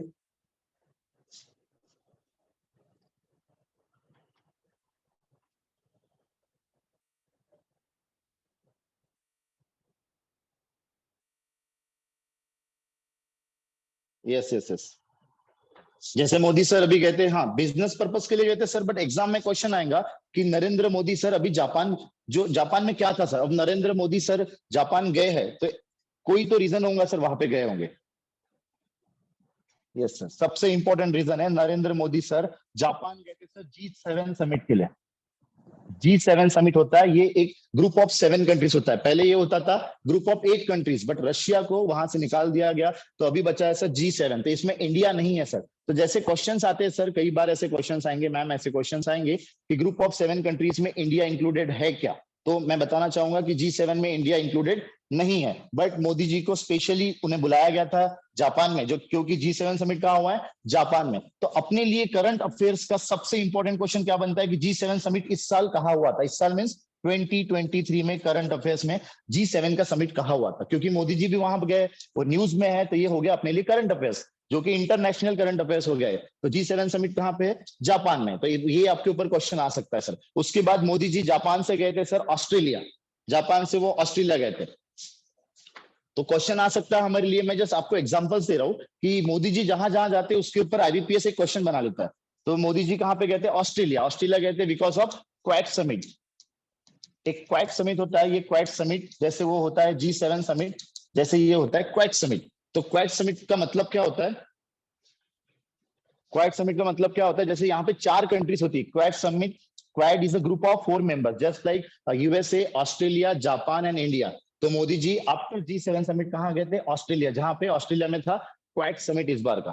ठीक है, तो इस बार क्वाड भी न्यूज में था, G7 समिट भी न्यूज में था। तो मोदी जी, वही मुझे कहना है, इसके पहले कर्नाटका में इलेक्शंस हुए थे, तो कर्नाटका में इलेक्शंस हुए तो मोदी जी वहां पे इंक्लूडेड थे। तो हमें क्या क्वेश्चन पूछेगा कि कर्नाटका के डेप्यूटी सीएम कौन बने? देखो सीएम सभी को पता है, डेप्यूटी सीएम कौन बने ये पूछेगा। या उसके पहले मोदी जी कर्नाटका में कुछ नेशनल पार्क्स गए थे, मैं सिर्फ आपको ये बता रहा हूँ, हाँ नेशनल पार्क्स गए थे कुछ, जैसे कि एक नेशनल पार्क है बानेरघट्टा नेशनल पार्क, जहाँ पे है कर्नाटका में। इलेक्शंस थे करके मोदी जी वहां पे गए थे, तो कर्नाटका में नेशनल पार्क गए, कर्नाटका में जो नेशनल पार्क है बानेरघट्टा, वो न्यूज में था। तो इस तरीके से मेरा कहने का मतलब है कि जहां जहां मोदी जी जाएंगे वो आपके लिए करंट अफेयर्स होता है। तो आपको एक जस्ट थोड़ा सा लुक करना पड़ेगा, तो मैं आपको पीडीएफ भेज दूंगा उसके बेसिस पे। तो मोदी जी का जहां भी विजिट हुआ था उसके ऊपर क्वेश्चंस बनेंगे हमें, ठीक है। तो ये एक पहला क्वेश्चन पूछेगा। उसके बाद आपको सेकंड क्वेश्चन पूछ सकता है वो कि इंपॉर्टेंट अपॉइंटमेंट्स, जो कि करंट अफेयर्स में बहुत ज्यादा इंपॉर्टेंट है। इंपॉर्टेंट अपॉइंटमेंट्स का मतलब क्या कि जो जो बड़े बड़े इंपॉर्टेंट अपॉइंटमेंट्स हुए थे अभी इस साल। तो जैसे इंपॉर्टेंट अपॉइंटमेंट हुआ है अभी आरबीआई के जैसे अपॉइंटमेंट्स में देखेंगे तो बैंकिंग प्लस आईबीपीएस ज्यादा करके बैंकिंग को भी बहुत ज्यादा फोकस करता है। तो आरबीआई के सीएफओ ऑफ आरबीआई, ये बहुत कम लोगों को पता होता है, जो कि अभी पिछले 1 साल में इनका अपॉइंटमेंट हुआ है, इनका रोल बहुत ज्यादा था। तो इंपॉर्टेंट अपॉइंटमेंट सीएफओ आरबीआई को ना सुधा बालकृष्णन मैम है, ठीक है। तो तो ये हो सकता है इंपॉर्टेंट अपॉइंटमेंट्स में, जैसे ये पूछेगा। उसके बाद अपॉइंटमेंट पूछ सकता है कि आर्मी के चीफ कौन है, आर्मी चीफ जो कि अभी अभी बने हैं कुछ सालों पहले, 5-6 महीने पहले, ये भी न्यूज में हो सकता है। Anyone, army chief, I mean to say that कि जो भी इंपॉर्टेंट अपॉइंटमेंट्स होते हैं इसमें सारे इंडिया के बड़े बड़े जो ऑर्गेनाइजेशंस होते हैं, बड़े बड़े बैंक्स होते हैं, इंटरनेशनल्स जो होते हैं, सारी चीजें इनके ऊपर के अपॉइंटमेंट्स पूछता है। तो ये भी करंट अफेयर्स में अगर करंटली अपॉइंट हुए तो वो पूछेगा आपको उसके ऊपर क्वेश्चंस। तो आर्मी चीफ के ऊपर क्वेश्चन आया था एग्जाम में, मनोज पांडे, मनोज पांडे जी, ये अभी आर्मी चीफ है हमारे, ठीक है, मनोज पांडे जी, यस यस, मनोज पांडे जी, ठीक है। अभी करंट में जैसे पुणे देखा जाए तो करंट में पुणे में हमारे देश के CDS, our country second CDS, anyone know CDS? तो देखो सर एंड मैम, मेरे बताने का मतलब यह है कि क्वेश्चंस किसके ऊपर पूछ रहा है, डिफेंस के ऊपर क्वेश्चन आ गए। देखो अपॉइंटमेंट्स के ऊपर क्वेश्चंस आए, उसके ऊपर डिफेंस के ऊपर क्वेश्चंस आ गए। तो पुणे में हमारे कंट्री के सेकंड सीडीएस जो कि आए थे अभी अभी पुणे में, तो उसके ऊपर भी क्वेश्चन बन सकता है। Anil Chauhan, Anil Chauhan, yes yes, Anil Chauhan sir जो आए थे। तो देखो ये जो अपॉइंटमेंट्स है और जो करंट में न्यूज में रहते हैं उनके ऊपर क्वेश्चंस पूछे जाते हैं। जैसे एनीवन नो ब्रिक्स, किसी को ब्रिक्स पता है क्या? Anyone know sir and ma'am?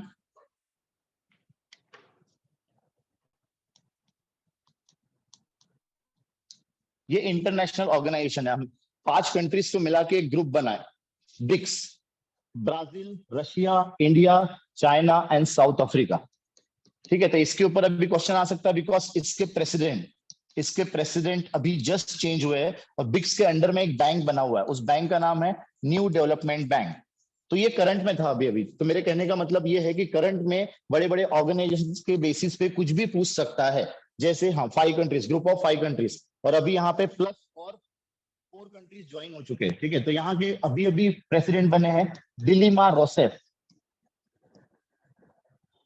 दिलीमा रोसेफ ma'am बने। तो ये करंट का क्वेश्चन है। तो मेरे बताने का मतलब है कि जो भी इंपॉर्टेंट अपॉइंटमेंट्स होते हैं वो भी आपको एग्जाम में क्वेश्चंस में आ सकते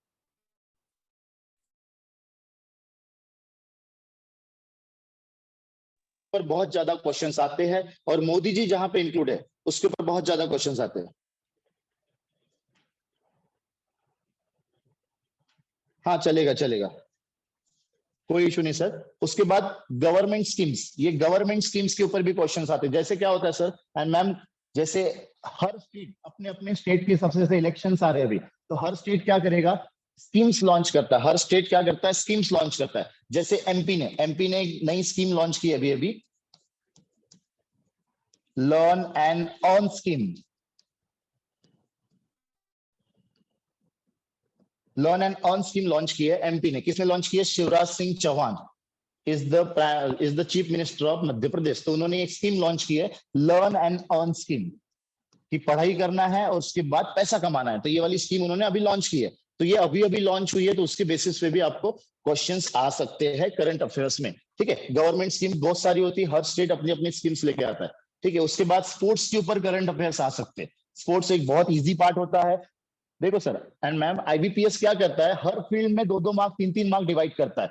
स्पोर्ट्स के ऊपर 2 क्वेश्चंस पूछेगा, डिफेंस के ऊपर 2 क्वेश्चंस पूछेगा, अपॉइंटमेंट्स के ऊपर 1 क्वेश्चन आएगा, डेज के ऊपर 1 क्वेश्चन आएगा। ऐसे डिवाइड करता है आईबीपीएस सारे क्वेश्चंस को। ऐसा नहीं है कि एक ही टॉपिक से सारी चीजें पूछता है। जितना मैं 10 साल से देख रहा हूँ आईबीपीएस को, आईबीपीएस इसी तरीके के सारे क्वेश्चन पूछ रहा है। जैसे स्पोर्ट्स का करंट अफेयर्स पूछा जाए तो अभी अपने इंडिया में आईपीएल हुआ था, तो आईपीएल किसने जीता, हु विन द आईपीएल, ये सभी को पता है।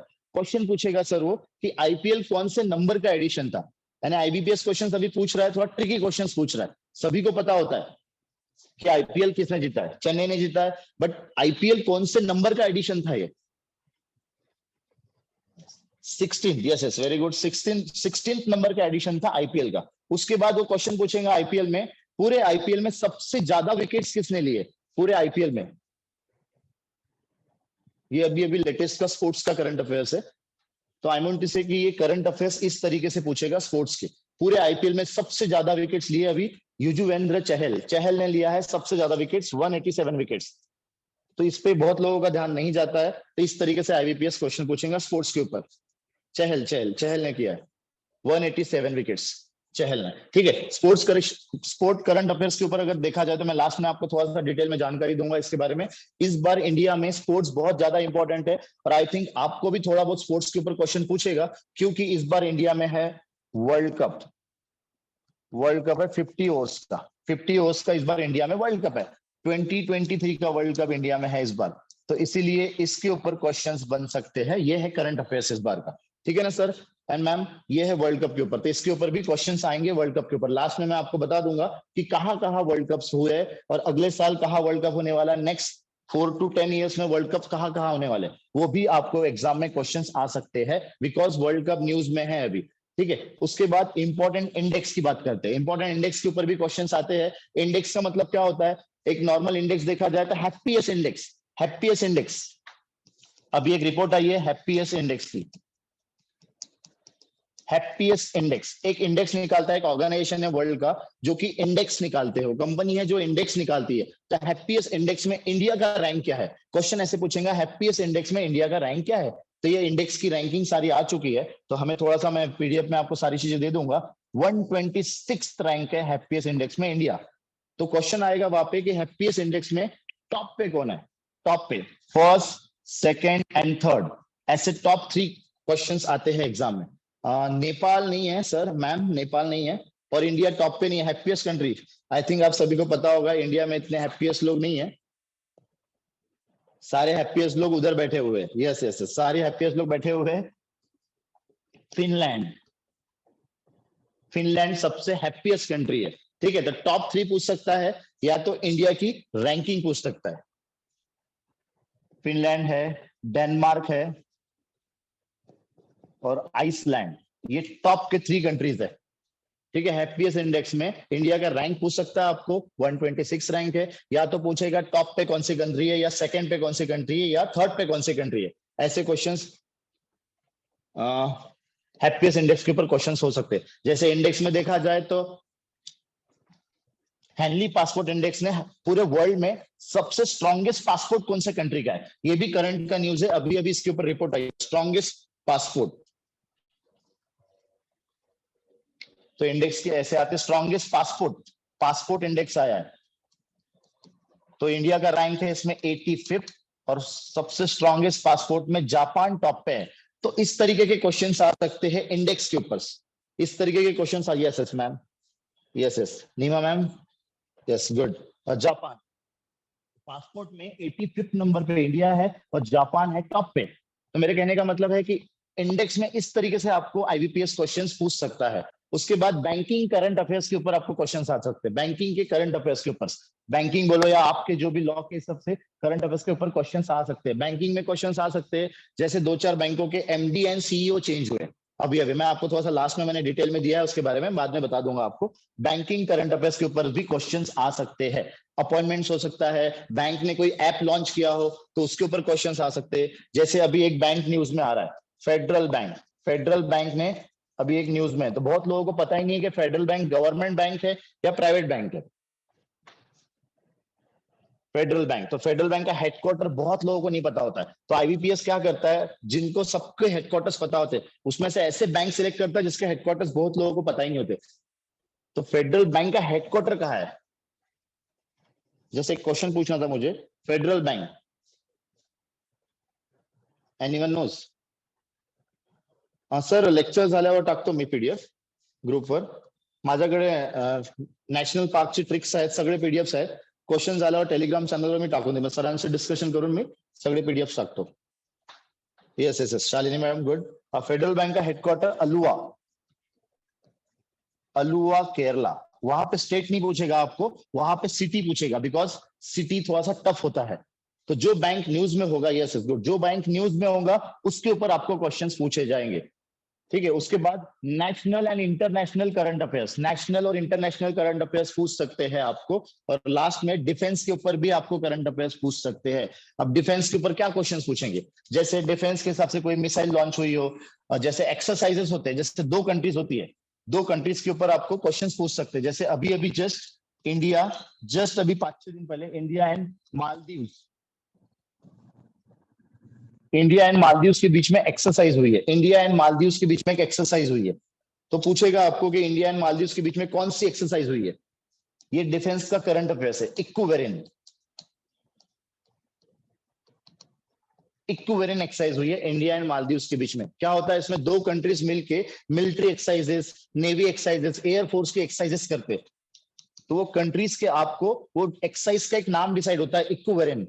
कोई भी कंट्री का, कोई भी दो कंट्रीज के जो एक्सरसाइजेस होते हैं उनके बीच के नाम डिसाइडेड होते हैं। तो क्वेश्चन आएगा आपको इक्विवेरिन एक्सरसाइज। जैसे कि अभी लेटेस्ट में देखा जाए तो गुजरात पे एक तूफान आया था, अभी पाकिस्तान से होते हुए गुजरात तरफ आया हो, तो तूफान का नाम क्या है? ये करंट अफेयर्स हो गया। तूफान का नाम क्या है? Anyone know? यस, बिपरजॉय। तो ये हो गया करंट अफेयर्स। तो आईबीपीएस ऐसे करंट अफेयर्स आपको पूछता है, वन लाइनर्स होते हैं, बहुत टफ नहीं होता है, इजी होता है। और इसके ऊपर कैसे करंट अफेयर्स को याद किया जाता है, कैसे स्टैटिक जीके को याद किया जाता है, कैसे नेशनल पार्क्स बहुत सारे होते हैं हमारे इंडिया में, तो नेशनल पार्क्स को कैसे ट्रिक से हमने याद किया है, वो मैं थोड़ा सा डिस्कशन करना चाहूंगा आप लोगों के साथ। तो स्टैटिक अवेयरनेस सेकंड पार्ट होता है। पहला पार्ट होता है करंट अफेयर्स, जिसमें मैंने आपको सारी चीजें बता दी कि नरेंद्र मोदी सर के ऊपर क्वेश्चंस आ सकते हैं, इंपॉर्टेंट अपॉइंटमेंट्स के ऊपर क्वेश्चंस आ सकते हैं, गवर्नमेंट स्कीम्स के ऊपर आ सकते हैं, sport current affairs, important index, banking awareness, national international current affairs, defence के ऊपर क्वेश्चंस, सारे क्वेश्चंस आपको आ सकते हैं। सेकंड पार्ट है उसमें static awareness. Static awareness means ऐसी चीजें जो अपनी ही जगह पे होती है, जो कभी चेंज नहीं होती है। तो आईबीपीएस क्या करता है, स्टैटिक के ऊपर भी फोकस करता है। तो इसमें आपको सबसे पहले पूछ सकता है इंपॉर्टेंट डेट्स में, जैसे अभी रिसेंटली एक डेट गई है 5th जून। एनीवन नोस 5th जून?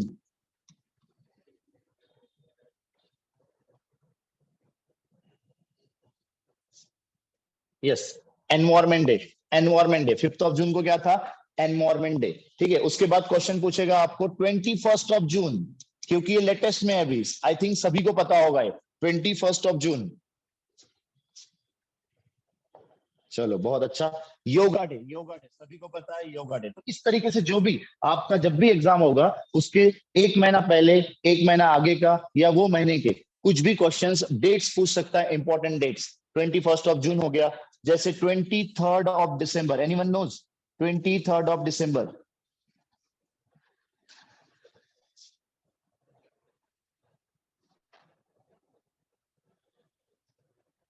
ये वाला जो डे है ये पिछले साल बहुत ज्यादा न्यूज में था, बिकॉज स्ट्राइक हुआ था। आर्मी डे नहीं है, आर्मी डे तो 15th जैन को होता है आर्मी डे। स्मॉलेस्ट डे 23 दिसंबर को होता है, जो कि सबसे इंपॉर्टेंट डे है। पिछले साल ये डे बहुत न्यूज में था, फार्मर्स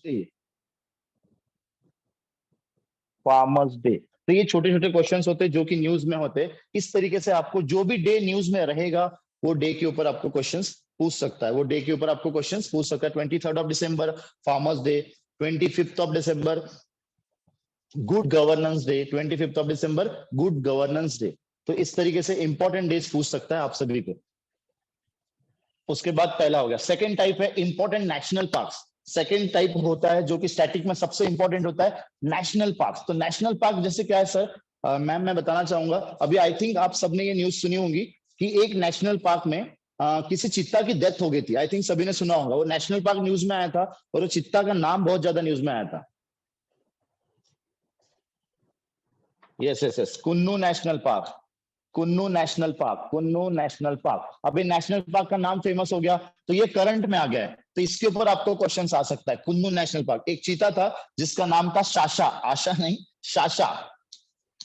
जिसका नाम था शाशा, एमपी में है। तो पूछेगा आपको कि ये कुन्नू नेशनल पार्क कहाँ पे है, वहां पे जो चीता का डेथ हुआ था उसका नाम क्या है। या तो पूछेगा सबसे इंपॉर्टेंट क्वेश्चन कि शाशा को लाया कहां से गया था, जो शाशा नाम है इसको लाया कहां से गया था, कौन से कंट्री से लाया गया था, ये भी बहुत ज्यादा न्यूज में था। तो मेरे कहने का मतलब यह है कि स्टैटिक में जो इंपॉर्टेंट करंट में रहता है उसको ही पूछता है, यानी पूरा फोकस होता है करंट अफेयर्स। यस, नाम्बीबिया से इसको लाया गया। तो इस तरीके से करंट अफेयर्स में, स्टैटिक अवेयरनेस में आपको नेशनल पार्क्स भी पूछ सकते हैं। तो जैसे नेशनल पार्क की अगर बात हुई है तो मैंने एक ट्रिक बनाई है, जैसे मैं बच्चों को भी पढ़ाता हूँ और आपको शायद पसंद आ जाए ट्रिक, तो मैंने ट्रिक बनाई है। जैसे उत्तराखंड होता है, उत्तराखंड में 6 नेशनल पार्क है जो कि आईबीपीएस पिछले 10 सालों में पूछ रहा है। उत्तराखंड में 6 नेशनल पार्क है जो कि आईबीपीएस पिछले 10 सालों में पूछता है। तो मैंने ट्रिक बनाई है कि एक ट्रिक में, एक छोटी सी ट्रिक में सारे के सारे 6 नेशनल पार्क्स आ जाते हैं। तो जीके पढ़ने का एक बहुत आसान तरीका होता है, रट्टा नहीं मारने का, ट्रिक से पढ़ोगे तो जीके बहुत काम आएगा आगे। तो सर मैंने देखो एक ट्रिक बनाई है, उत्तराखंड के जिम जाने वाले गोविंद राजा जी 2 देवियों को फ्लावर चढ़ाते हैं। देखो एक छोटी सी लाइन है, थोड़ी सी ऑड सी लगेगी आप सभी को, बट इसमें 6 नेशनल पार्क याद हो गए। तो बच्चों को बहुत ज्यादा पसंद आता है ट्रिक, क्योंकि इतने एटलीस्ट आई थिंक इंडिया में 100 से 150 नेशनल पार्क है। इतने नेशनल पार्क हम लोग याद नहीं कर सकते। तो एक लाइन में अगर ये नेशनल पार्क 6 नेशनल पार्क आ जाए तो सभी बच्चों को लाइन याद हो जाती है, तो उसमें 6 नेशनल पार्क आराम से आ जाएंगे। तो देखो उत्तराखंड के जिम जाने वाले गोविंद राजा जी 2 देवियों को फ्लावर चढ़ाते हैं। तो ये नेशनल पार्क कहाँ के? उत्तराखंड। तो आ गया Uttarakhand. Gym means Jim Corbett national park. Gym का मतलब क्या है? जिम कॉर्बेट नेशनल पार्क, जो कि सबसे ओल्डेस्ट नेशनल पार्क है इंडिया का। उसके बाद गोविंद नेशनल पार्क, उसके बाद राजाजी नेशनल पार्क, ठीक है, राजाजी नेशनल पार्क, उसके बाद गोविंद नेशनल पार्क। अब 2 देवियां कहाँ है? 2 देवियों में आती है, एक तो Nanda Devi and another one Gangotri. Nanda Devi and Gangotri national park, ये 2 भी उसी में आ गए। और लास्ट वाला है फ्लावर चढ़ाते हैं। तो फ्लावर का मतलब होता है valley of flowers national park. तो इस तरीके से जो ट्रिक्स होती है ना, अभी ऑडिबल है क्या वॉइस? Am audible? अभी क्लियर है? Yes sir. ओके। हाँ सर, तो ये जो ट्रिक्स है, देखो उत्तराखंड के जिम जाने वाले गोविंद राजा जी 2 देवियों को फ्लावर चढ़ाते हैं। तो एक लाइन में 6 नेशनल पार्क आ गया। आई थिंक सभी को पसंद आया होगा। Jim Corbett national park, Govind national park, Rajaji national park, और देवियों का मतलब होता है नंदा देवी, गंगोत्री, और फ्लावर चढ़ाते हैं इसका मतलब किस पे? देवियों पे। तो valley of flower national park. तो उत्तराखंड के ये 6 नेशनल पार्क एक लाइन में याद हो जाते हैं सर। इसी तरीके से मैंने दूसरा एक बनाया है आसाम के नेशनल पार्क बहुत ज्यादा पूछता है आईबीपीएस में, कोई भी एग्जाम हो, एसबीआई हो, एमपीएससी हो, कोई भी एग्जाम हो, गवर्नमेंट में ये आसाम के नेशनल पार्क बहुत ज्यादा पूछे जाते हैं। तो इसके 6 नेशनल पार्क है, इनको भी मैंने एक लाइन में बनाया। आसाम के मानस नाम के काजी और मोना को ऑरेंज और खोआ पसंद है। खोआ का मतलब होता है जो अपन गुलाब जामुन जो खाते हैं उसमें खवा डालते हैं, आई थिंक, तो वो खोआ है, ठीक है। तो आसाम के है, तो मानस का मतलब होता है मानस नेशनल पार्क। उसके बाद नाम के मीन्स नामेरी नेशनल पार्क, काजी का काजीरंगा नेशनल पार्क, मोना का मतलब होता है Raimona national park, Raimona national park जो कि अभी अभी बना हुआ है। और खोआ, ऑरेंज और खोआ पसंद है, तो ऑरेंज का मतलब होता है ओरांग नेशनल पार्क, और खोआ का मतलब होता है दिब्रू साइखोवा नेशनल पार्क। देखिए सर मैम, इतने सारे नेशनल पार्क याद नहीं होते, इसलिए हमने कुछ ट्रिक्स बनाई है। हाँ, महाराष्ट्र के ऊपर भी मैंने ट्रिक बनाई है, बट अभी है नहीं। महाराष्ट्र के भी कुछ नेशनल पार्क है जो कि बहुत इंपॉर्टेंट है। जैसे देखा जाए तो ताडोबा नेशनल पार्क हो गया, चंदोली नेशनल पार्क हो गया, गुगामल नेशनल पार्क हो गया, नागजीरा नेशनल पार्क हो गया, राजीव गांधी नेशनल पार्क हुआ। इनके ऊपर अगर न्यूज में रहेंगे तो 100% क्वेश्चंस आएंगे महाराष्ट्र के नेशनल पार्क के ऊपर। और एक नेशनल पार्क है जो कि नागपुर में है, बहुत फेमस हुआ है अभी, गोरेवाड़ा नेशनल पार्क। तो क्वेश्चन आया था एग्जाम में कि नागपुर का जो गोरेवाड़ा नेशनल पार्क है उसका दूसरा नाम क्या है? Anyone knows? Gorewada zoological park, national park.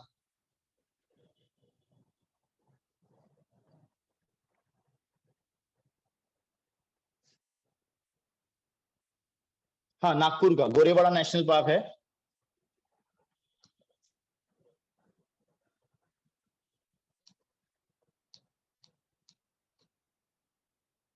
Yes yes yes, Bala Saheb Thackeray national park, Bala Saheb Thackeray national park. Gorewada national park का नाम चेंज हुआ है सर, एंड दूसरा नाम मिला है उसे। तो इस तरीके से क्वेश्चंस आपको आ सकते हैं अगर महाराष्ट्र के कुछ नेशनल पार्क अगर न्यूज में रहे तो। इस तरीके से मैंने एक ओडिशा का जो नेशनल पार्क है उसकी ट्रिक बनाई है। मैं कुछ आपको ट्रिक्स बता रहा हूँ, इस तरीके से अगर कोई नेशनल पार्क आपके सामने आते हैं तो मैंने बहुत सारे 10, 15, 20 नेशनल पार्क की ट्रिक्स बनाई है। तो मैं इसकी भी पीडीएफ आपको भेज दूंगा, सौरभ सर को या सर को, तो आपको मिल जाएंगे उसकी पीडीएफ। जैसे देखिए ओडिशा में 3 नेशनल पार्क है जो कि बहुत ज्यादा न्यूज में रहते हैं। ओडिशा के नंदन और कानन 2 सिंपल स्टूडेंट्स है। ओडिशा के नंदन और कानन 2 सिंपल स्टूडेंट्स है। तो नंदन का मतलब होता है Nandan Kanan zoological park, Nandan Kanan zoological park. Kanika का मतलब होता है भीतर कनिका नेशनल पार्क। और सिंपल का मतलब होता है सिंपलीपल नेशनल पार्क, सिंपलीपल नेशनल पार्क। तो इस तरीके से 3 नेशनल पार्क याद हो सकते हैं। ओडिशा के नंदन और कनिका सिंपल स्टूडेंट्स है। तो हमने क्या किया, जैसे आपको ऑप्शंस आएंगे तो ऑप्शंस में आपको बस ट्रिक चाहिए, तो नंदन आया तो क्लिक हो जाएगा कि नंदन और कानन दो सिंपल स्टूडेंट्स है, कहाँ के हैं, ओडिशा के। तो इस तरीके से ओडिशा के भी नेशनल पार्क हम लोग आराम से कर सकते हैं। तो मेरा कहने का मतलब यह है कि जितने भी नेशनल पार्क आते हैं उनको इस तरीके से ट्रिक से अगर पढ़े हमने तो आराम से याद हो जाएंगे। चलेगा सर। उसके बाद मैंने हिमाचल का एक ट्रिक बनाया है, जस्ट मैं आपको बता रहा हूँ कि किस तरीके से पढ़ा जाता है नेशनल पार्क को या स्टैटिक को। जीके देखो, जीके बहुत ज्यादा वास्ट होता है, तो जस्ट थोड़ा सा स्मार्ट वर्क से अगर किया जाए तो जीके आसानी से हो जाएगा। जैसे हिमाचल की ट्रिक बनाई है मैंने, सिम्बा ने हिमालय की वैली में इंदर के साथ खीर खाई। सिम्बा ने हिमालय के वैली में, सिम्बा ने हिमालय के वैली में इंदर के साथ खीर खाई, इंदर के साथ खीर खाई। तो सिम्बा का मतलब क्या होता है, सिंबल 12 नेशनल पार्क। हिमालय का मतलब होता है great Himalayan national park. Valley का मतलब होता है pin valley national park. Inder का मतलब होता है इंदर किला नेशनल पार्क। और खीर का मतलब होता है खीर गंगा नेशनल पार्क। तो इस तरीके से मैंने आपको 4 नेशनल पार्क बताए हैं। तो ये जब इस तरीके से आप अगर एग्जाम में अगर ट्रिक्स पढ़ के जाओगे तो बहुत आसानी से आप लोगों को नेशनल पार्क क्लिक हो जाएंगे। देखो एक बार में सारी चीजें नहीं होंगी, इसको 3-4 बार अगर रिवाइज कर लिया तो ये नेशनल पार्क आप लाइफ तक याद रखोगे। एक लाइन अगर याद होगी तो आपको सारे नेशनल पार्क याद हो जाएंगे। देखो अभी हमने 6-6, 12, 12, 4, 16, 17, 20 नेशनल पार्क सिर्फ 4 लाइन में कंप्लीट कर लिया। तो इस तरीके से आप लोग नेशनल पार्क पढ़ सकते हो सर मैम। ठीक है, इसके बाद एक नेशनल पार्क, ये ट्रिक था थोड़ा सा, आई थिंक आप सबको अच्छा लगा होगा। उसके बाद सर अभी भी करंट की न्यूज जो थी, मैं बस आपको बता रहा हूँ कि नामों को भी कैसे याद किया जाता है। करंट में 13 गवर्नर्स को चेंज किया गया। लास्ट 1 मंथ में 13 गवर्नर्स को चेंज किया गया। ठीक है, तो ये गवर्नर्स के नाम बहुत इंपॉर्टेंट होते हैं अपने लिए। जो भी गवर्नर्स चेंज होते हैं ना, उनके ऊपर क्वेश्चंस पूछता है। तो 13 गवर्नर्स चेंज किए गए, तो मैंने इसकी एक शॉर्ट ट्रिक बनाई है, आई थिंक आपको पसंद आएंगी। देखिए, आंध्र प्रदेश के गवर्नर चेंज हुए, आंध्र प्रदेश के। आई थिंक आप सभी लोग अब्दुल सर को जानते होंगे आई थिंक। तो आंध्र प्रदेश में बिरयानी बहुत ज्यादा फेमस है। आंध्र प्रदेश में बिरयानी बहुत ज्यादा फेमस है। तो बिरयानी कौन खाते ज्यादा करके, मोमेडियन लोग खाते ज्यादा करके। बिरयानी कौन खाते, मोमेडियन पर्संस। तो आंध्र से अब्दुल, आंध्र से क्या होगा, अब्दुल। तो सर अब्दुल नाजिर सर जो कि ट्रिपल तलाक में सुप्रीम कोर्ट में जज थे आई थिंक, तो उनको बनाया गया आंध्र से अब्दुल। उसके बाद सर अरुणाचल प्रदेश से है कैवल्य पार्निक। ये नाम अभी याद हो जाएगा आपको, बट जब आप एग्जाम में जाओगे तो आपको रिकॉल नहीं होगा नाम। तो इसके वजह मैंने इसकी शॉर्ट ट्रिक बनाई है। एपी से आएगा केपी। आई थिंक पुणे का सभी को एरिया पता होगा, कोरेगांव पार्क। तो बच्चों को मैं ऐसे एरिया बताता हूँ जिससे बच्चों के दिमाग में सारी चीजें आसानी से बैठ जाती है। तो अरुणाचल के है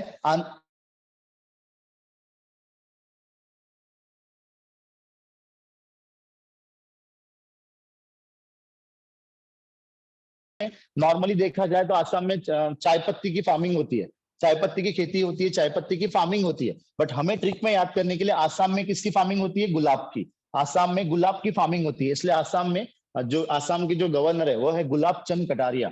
देखिए, आंध्र में बिरयानी फेमस, तो वहां से अब्दुल, आंध्र से अब्दुल। एपी से केपी। आसाम में किसकी फार्मिंग होती है, गुलाब की। आसाम मध्ये गुलाब दिसतात। इस तरीके से मैंने एक ट्रिक बनाई है, आसाम मध्ये गुलाब दिसतात। तो दिसतात का मतलब होता है Dispur. Dispur is the capital of Assam. ठीक है, फिर उसके बाद एक न्यू ट्रिक है हिमाचल प्रदेश। तो हिमाचल प्रदेश में आई थिंक सभी को पता होगा, जो बर्फबारी होती है, बर्फ होता है, बर्फ में कौन से भगवान होते हैं, एनीवन नोज हिमाचल में कौन से भगवान होते हैं बर्फ में, सभी को पता होगा आई थिंक।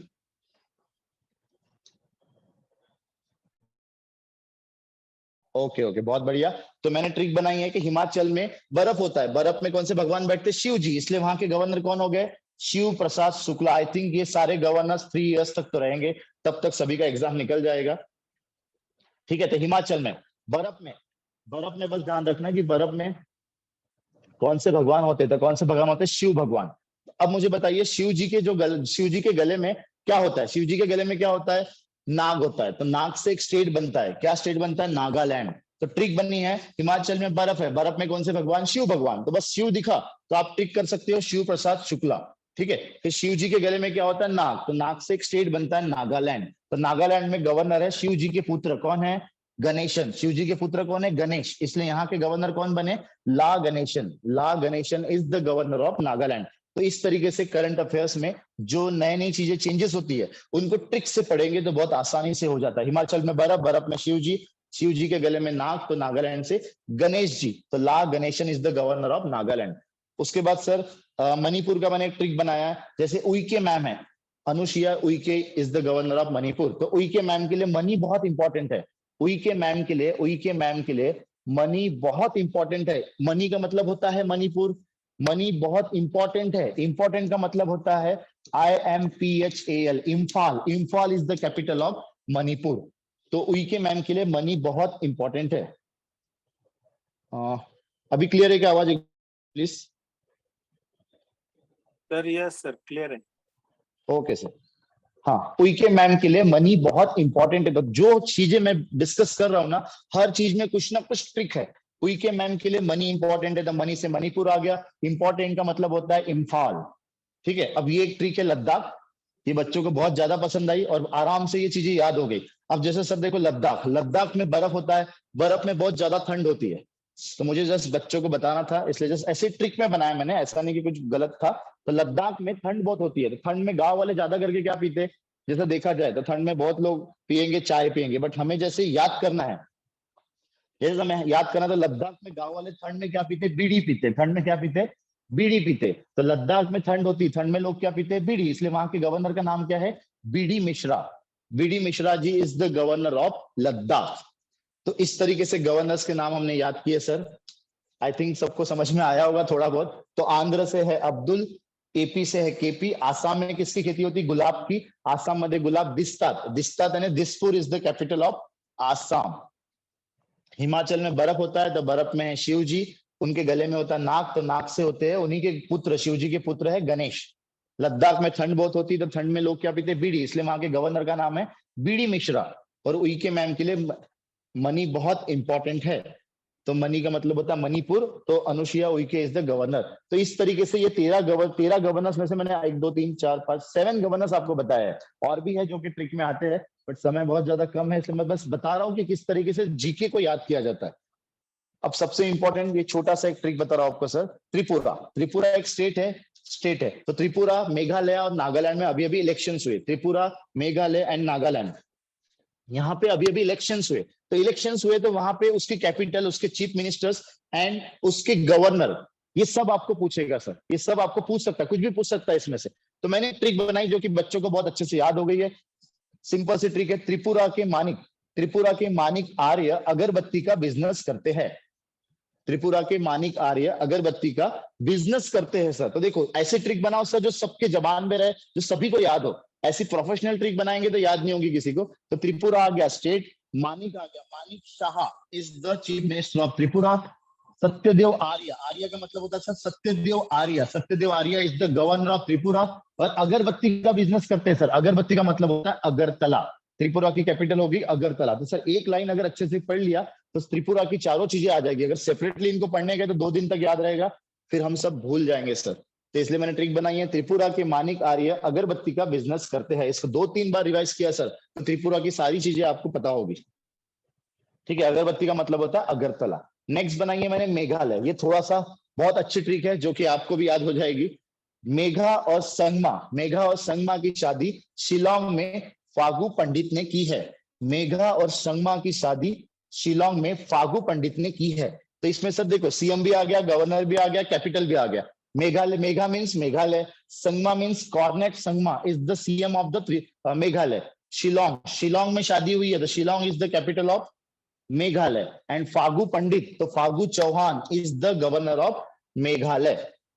तो आई थिंक सर ये नॉर्थ ईस्टर्न कंट्रीज जो होती ना, इनकी कैपिटल, गवर्नर्स, इनके सीएम्स हमें याद नहीं होते। इसीलिए इस तरीके से ट्रिक बनाई है। मेघा और संगमा की शादी शिलोंग में फागु पंडित ने की है। सर महाराष्ट्र की बात करूं तो महाराष्ट्र का तो सभी को पता है सर। महाराष्ट्र का पूछा जाता है, देखो महाराष्ट्र की एक ट्रिक थी। जैसे महाराष्ट्र के सीएम तो सभी को पता है, उसकी क्या ट्रिक बनाए, Shinde sir is the CM of Maharashtra, है ना। फिर Fadnavis sir is the deputy chief minister. उसके बाद महाराष्ट्र के जो गवर्नर है उसकी एक ट्रिक बनाई थी मैंने छोटी सी, जो बहुत बच्चों को याद नहीं है। तो महाराष्ट्र के जो पुराने गवर्नर थे, एनीवन नोज महाराष्ट्र के पुराने गवर्नर? कोश्यारी जी, भगत सिंह कोश्यारी जी, जिन्होंने अपने लीडर्स के बारे में कुछ भी उल्टा सीधा बोला था आई थिंक। तो मैंने ट्रिक बनाई है जस्ट, और कुछ नहीं। तो उन्होंने महाराष्ट्र के जो पॉपुलेशन है, महाराष्ट्र के लिए थोड़ा सा पार्शियलिटी हुई, हमारे साथ थोड़ा पार्शियल हुआ, बायस गिरी हुई। हमारे साथ क्या हुआ, बायस गिरी हुई। इसलिए गवर्नमेंट ने महाराष्ट्र के गवर्नर को बनाया है। महाराष्ट्र के जो गवर्नर है वो अभी के कौन है? रमेश बैस। हमारे साथ क्या हुई? बायसगिरी हुई।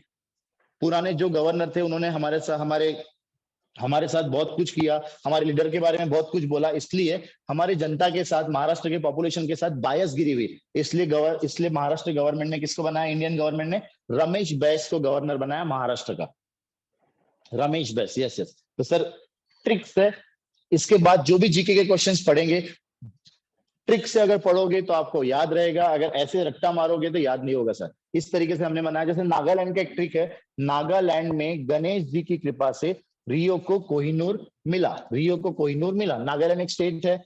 गणेश, मैंने बताया था गणेश इज द नागालैंड में गणेश इज द गवर्नर है। जैसे शंकर जी के गले में होता है नाग, तो नागालैंड से उन्हीं के पुत्र कौन है? गणेश। तो नागालैंड में गणेश जी की कृपा से Rio means Neiphiu, Rio is the CM of Nagaland. और कोहिनूर मिला, कोहिनूर मतलब Kohima is the capital of Nagaland. Kohima is the capital of Nagaland. देखो सर, अभी आपको लगेगा कि नागालैंड की कैपिटल डायरेक्ट याद कर लेते तो बहुत आसान हो जाएगा, बट ये अभी के लिए आपको याद होगा, नेक्स्ट 5 डेज तक आपको याद रहेगा। बट 6 डे को अगर जब बहुत सारे कैपिटल्स आप पढ़ लोगे, उसके बाद अगर मैं पूछूंगा तो ये कैपिटल याद नहीं होती है। तो ऐसा ट्रिक बनाया तो हमेशा याद रहेगा। तो इस तरीके से सर मैंने स्टेट की ट्रिक्स बनाई थी जो कि बहुत इंपॉर्टेंट थी। अब सर जैसे अगर आपको क्रिकेट के ऊपर क्वेश्चंस पूछेगा, इस बार वर्ल्ड कप के ऊपर क्वेश्चंस पूछेगा, जो कि है 50-50 ओवर के क्वेश्चंस, 50-50 ओवर्स का जो वर्ल्ड कप है। तो इस बार सबसे इंपॉर्टेंट चीज, इस बार वर्ल्ड कप कहाँ है सर? इंडिया में। इस बार वर्ल्ड कप है इंडिया में, तो इसलिए ये बहुत ज्यादा न्यूज में है। तो आईबीपीएस एग्जाम में ऐसे जो भी टूर्नामेंट अगर कोई न्यूज में रहा तो आईबीपीएस आपको क्वेश्चन पूछ सकता है कि नेक्स्ट, अभी का वर्ल्ड कप तो सभी को पता है कि 2023 का वर्ल्ड कप कहाँ पे? इंडिया में। तो वो आगे के 2 वर्ल्ड कप आपको पूछ सकता है कि 2027 का नेक्स्ट वर्ल्ड कप कहाँ होने वाला है। तो वो की होने वाला है? साउथ अफ्रीका, जिम्बाब्वे और नामीबिया। ये आपको क्वेश्चन, यानी जो भी आपके सामने समिट्स आती है, बड़े बड़े ऑर्गेनाइजेशंस आते हैं, बड़ी बड़ी टूर्नामेंट्स होती है, उनके ऊपर आपको क्वेश्चंस आते हैं। आईबीपीएस 2 से 3 मार्क आपको क्वेश्चन स्पोर्ट्स के ऊपर पूछेगा। तो 2031 में ये पूछ सकता है आपको, क्योंकि फिर से वर्ल्ड कप इंडिया और बांग्लादेश में हो रहा है। 2031 में जो वर्ल्ड कप है वो कहाँ होने वाला है? इंडिया और बांग्लादेश। या तो 2023 पूछेगा, या तो 2027 पूछेगा, या 2031 पूछेगा। तो ये सिंपल सी चीजें है। तो स्पोर्ट्स की चीजें इस तरीके से आपको पूछ सकता है, जो कि क्रिकेट से रिलेटेड है, क्योंकि वर्ल्ड कप इंडिया में इस साल। उसके बाद अभी फुटबॉल का वर्ल्ड कप जस्ट एंड हुआ है। फुटबॉल का वर्ल्ड कप जस्ट एंड हुआ है, जो कि था 2022 में। कहाँ पे था सर? मैम ये कतर में था, कतार में था। और जीता किसने? अर्जेंटीना। तो आपको क्वेश्चन पूछेगा, डायरेक्ट ये नहीं पूछेगा आपको कि वर्ल्ड कप जीता किसने। आपको ये पूछ सकता है घुमा के कि इस बार जो वर्ल्ड कप जीता फीफा का, जो कि अर्जेंटीना ने जीता है, वो कौन से नंबर का टाइटल था। पूछेगा आपको कौन से नंबर का टाइटल था, अर्जेंटीना ने कितनी बार जीता है। तो the answer is third time Argentina ने फीफा का वर्ल्ड कप जीता है। क्वेश्चन पूछ सकता है सर कि अर्जेंटीना के कैप्टन कौन है। जो फीफा का वर्ल्ड कप था उसमें गोल्डन बॉल अवार्ड किसको मिला, गोल्डन बूट अवार्ड किसको मिला। इस तरीके के आपको फीफा के क्वेश्चंस पूछ सकते हैं, क्योंकि जस्ट अभी हुआ है। गोल्डन बॉल अवार्ड मिला मेस्सी को, और गोल्डन बूट अवार्ड मिला है एम्बापे को। गोल्डन बूट किसको मिला? जो सबसे ज्यादा गोल मारता है उसे मिलता है गोल्डन बूट अवार्ड, तो वो मिला है एम्बापे को। और अभी लेटेस्ट में जब ये एग्जाम हुई थी, महाजनको की एग्जाम हुई थी आई थिंक, वहां पे क्वेश्चन पूछा था कि फुटबॉल में जो अर्जेंटीना ने जीता है, तो अर्जेंटीना ने हराया किसको है। ये भी आईबीपीएस ने पूछा था। तो हराया किसे? फ्रांस को हराया सर मैम। तो ये इस तरीके के क्वेश्चंस आईबीपीएस अभी पूछ रहा है, ठीक है। उसके बाद ये इंपॉर्टेंट क्वेश्चन आपको पूछेगा कि 2026 में नेक्स्ट फीफा का वर्ल्ड कप कहाँ होने वाला है, जो कि है Canada, Mexico, United states, USA में होने वाला है। तो ये फीफा के क्वेश्चंस आपको पूछ सकते हैं। और सबसे इंपॉर्टेंट चीज मैंने यहाँ पे लिखा है 32 और यहाँ पे 48। तो ये जो छोटे मोटे चेंजेस होते हैं ना, ये चेंजेस के ऊपर भी आईबीपीएस बहुत ज्यादा क्वेश्चन पूछता है। 32 टीम्स खेली गई थी फीफा के 2022 के वर्ल्ड कप में, बट अभी थोड़ा चेंज हुआ है, फीफा ने चेंजेस किया है। 48 टीम्स खेलने वाले, 48 टीम्स अभी खेलेगी नेक्स्ट फीफा के वर्ल्ड कप में, जो कि है 2026 में। तो ये एक करंट अफेयर्स आपको पूछ सकता है। फुटबॉल के बारे में, क्रिकेट के बारे में पूछ सकता है, फुटबॉल के बारे में पूछ सकता है, उसके बारे में। उसके बाद सबसे इंपॉर्टेंट है ओलंपिक। अब इसके बारे में क्यों पूछेगा, मैं आपको सिर्फ बता रहा हूं कि करंट अफेयर्स में क्या क्या पूछ सकता है स्पोर्ट्स के ऊपर। ओलंपिक न्यूज में आएगा, बिकॉज नेक्स्ट ईयर ओलंपिक है, नेक्स्ट ईयर 2024 ओलंपिक है, नेक्स्ट ईयर ओलंपिक है। तो उसके बारे में आपको पूछ सकता है। पेरिस में है ओलंपिक, नेक्स्ट ईयर कहाँ पे ओलंपिक है? पेरिस में। 2028 हर 4 साल में ओलंपिक होता है। 2028 में ओलंपिक है, लॉस एंजलिस LA यूएसए में है 2028 में, और 2032 को ओलंपिक है ब्रिस्बेन ऑस्ट्रेलिया, ब्रिस्बेन ऑस्ट्रेलिया। अब सर क्या होता है, इतना सारी चीजें याद नहीं होती, तो मैंने इसके ऊपर एक ट्रिक बनाई है छोटी सी। देखो 2016, 20, 24, 28, 32, तो इसके ऊपर मैंने छोटी सी ट्रिक बनाई है। बीजेपी जो पार्टी होती है उसका नाम है बीजेपी, और लॉस एंजलिस से है L और ऑस्ट्रेलिया से है A। बीजेपीला वोट द्यायचा है, बस एक छोटी सी ट्रिक है, वोट देना है नहीं देना इंपॉर्टेंट नहीं है, बीजेपीला वोट द्यायचा आहे। तो B for Brazil, J for Japan, P for Paris, L for Los Angeles और A फॉर ऑस्ट्रेलिया, बीजेपीला। बस इतना याद कर लिया तो 2016 से 2032 का हमें याद हो जाएगा आराम से, बीजेपीला। हाँ सर, फ्रेंच ओपन भी अभी अभी हुआ है, जस्ट विंबलडन फ्रेंच ओपन। पूछ सकता है फ्रेंच ओपन इस बार किसने जीता है, जो कि जीता है नोवाक जोकोविच, नोवाक जोकोविच। तो स्पोर्ट्स में जो बड़े बड़े स्पोर्ट्स होते हैं उनके ऊपर क्वेश्चंस आ सकते हैं।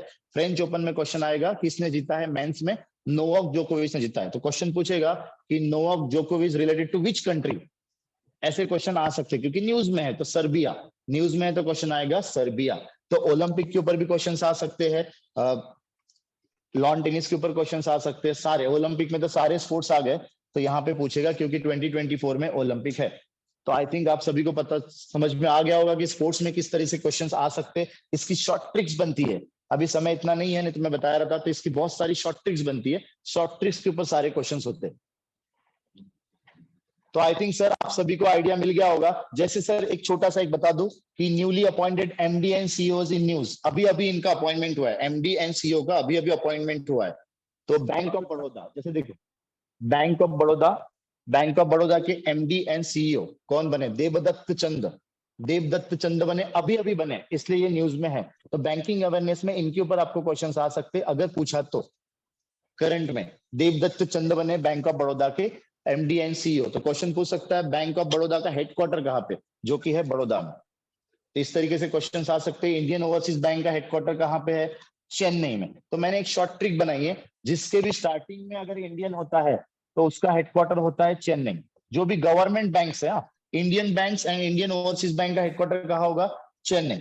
उसके बाद जिसके भी नाम में लास्ट में बैंक ऑफ इंडिया आया, जिसके भी लास्ट में अगर बैंक ऑफ इंडिया अगर आता है तो उसका हेडक्वार्टर, कोई भी बैंक हो फिर गवर्नमेंट बैंक, उसका हेडक्वार्टर आता है मुंबई। जैसे कि देखा जाए एग्जांपल में reserve bank of India, central bank of India, union bank of India, है ना, बैंक ऑफ इंडिया, इन सब का हेडक्वार्टर कहाँ आएगा, मुंबई। तो ये शॉर्ट ट्रिक है, जिसके स्टार्टिंग में इंडियन, चेन्नई, जिसके लास्ट में बैंक ऑफ इंडिया, मुंबई, जिसके स्टार्टिंग में पंजाब आया उसका हेडक्वार्टर होता है Delhi.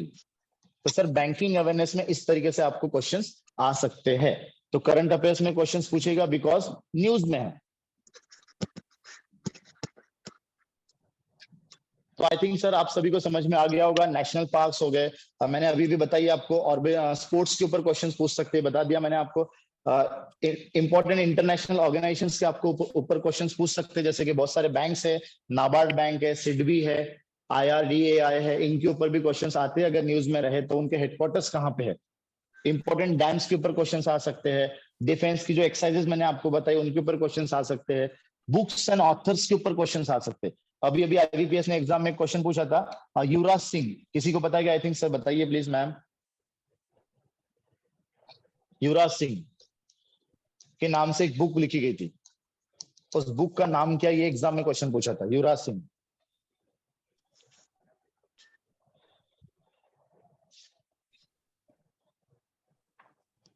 The test of my life, the test of my life, ये क्वेश्चन आया था सर। तो मैंने ट्रिक बनाई थी कि युवराज सिंह के लाइफ में बहुत सारी टेस्ट हुई, इसलिए उस बुक का नाम बनाया गया the test of my life, because उसका कैंसर था।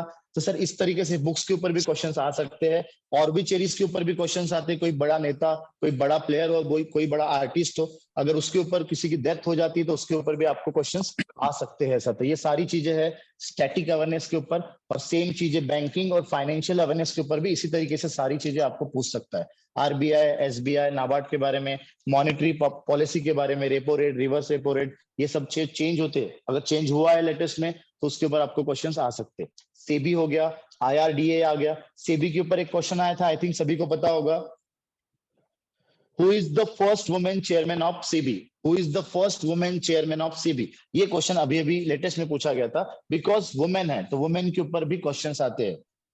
8 मार्च को वुमेन्स डे था, तभी आसपास कोई एग्जाम थी, तब ये क्वेश्चन पूछा गया था। तो मेरे कहने का मतलब ये है सर, देखो करंट अफेयर्स दिखने में बहुत वास्ट लगता है, पर इतना वास्ट है नहीं। अगर उसको शांति से रेगुलर आधा घंटा भी पढ़ा जाए सर, तो उसके ऊपर क्वेश्चंस, उसके ऊपर आप आसानी से कमांड ला सकते हो सर। तो who is the first chairman of SEBI? Madhabi Puri Buch ma'am है, मधाबी पुरी बुच। तो मैंने बच्चों को ऐसे ही याद करने के लिए माधुरी दीक्षित को याद करो बोला, तो सब लोगों को याद हो जाएगा, माधुरी मधाबी, माधुरी मधाबी। माधुरी मैम सेबी की चेयरमैन है। इस तरीके से बच्चों को बताया तो बच्चों को याद हो गया। तो ये हमारी ट्रिक है, आप लोगों को पसंद आए, होप सो सर। तो इंपॉर्टेंट अपॉइंटमेंट्स भी है, डिफरेंट बैंक्स है, लाइक एमडी सीईओ भी आपको पूछ सकते हैं बैंक के ऊपर। तो आई थिंक सर मैंने current affairs, static awareness, banking awareness के ऊपर कुछ इंपॉर्टेंट पॉइंट्स बताए, जो कि आपको होपफुली काम आएंगे एग्जाम में। थोड़ा बहुत आपको करंट अफेयर्स में थोड़ा, बस आधा घंटा अगर रोज का दिया सर आप लोगों ने, तो होपफुली आपको एटलीस्ट 40 में से आप 20+10 या 20 to 30 मार्क्स स्कोर कर सकते हो। आधा घंटा दिया तो मिनिमम 20 मार्क्स आप लोग स्कोर कर पाओगे। Okay, Manish sir, we are really thankful. This was Okay, a sir. fantastic trick which you have shared. आणि Thank you, आमच्या sir. Thank you, सगळ्या वकिलांना अशा प्रकारचं या एक्झामला कसं सामोरं जायचंय हे कळणं गरजेचं होतं.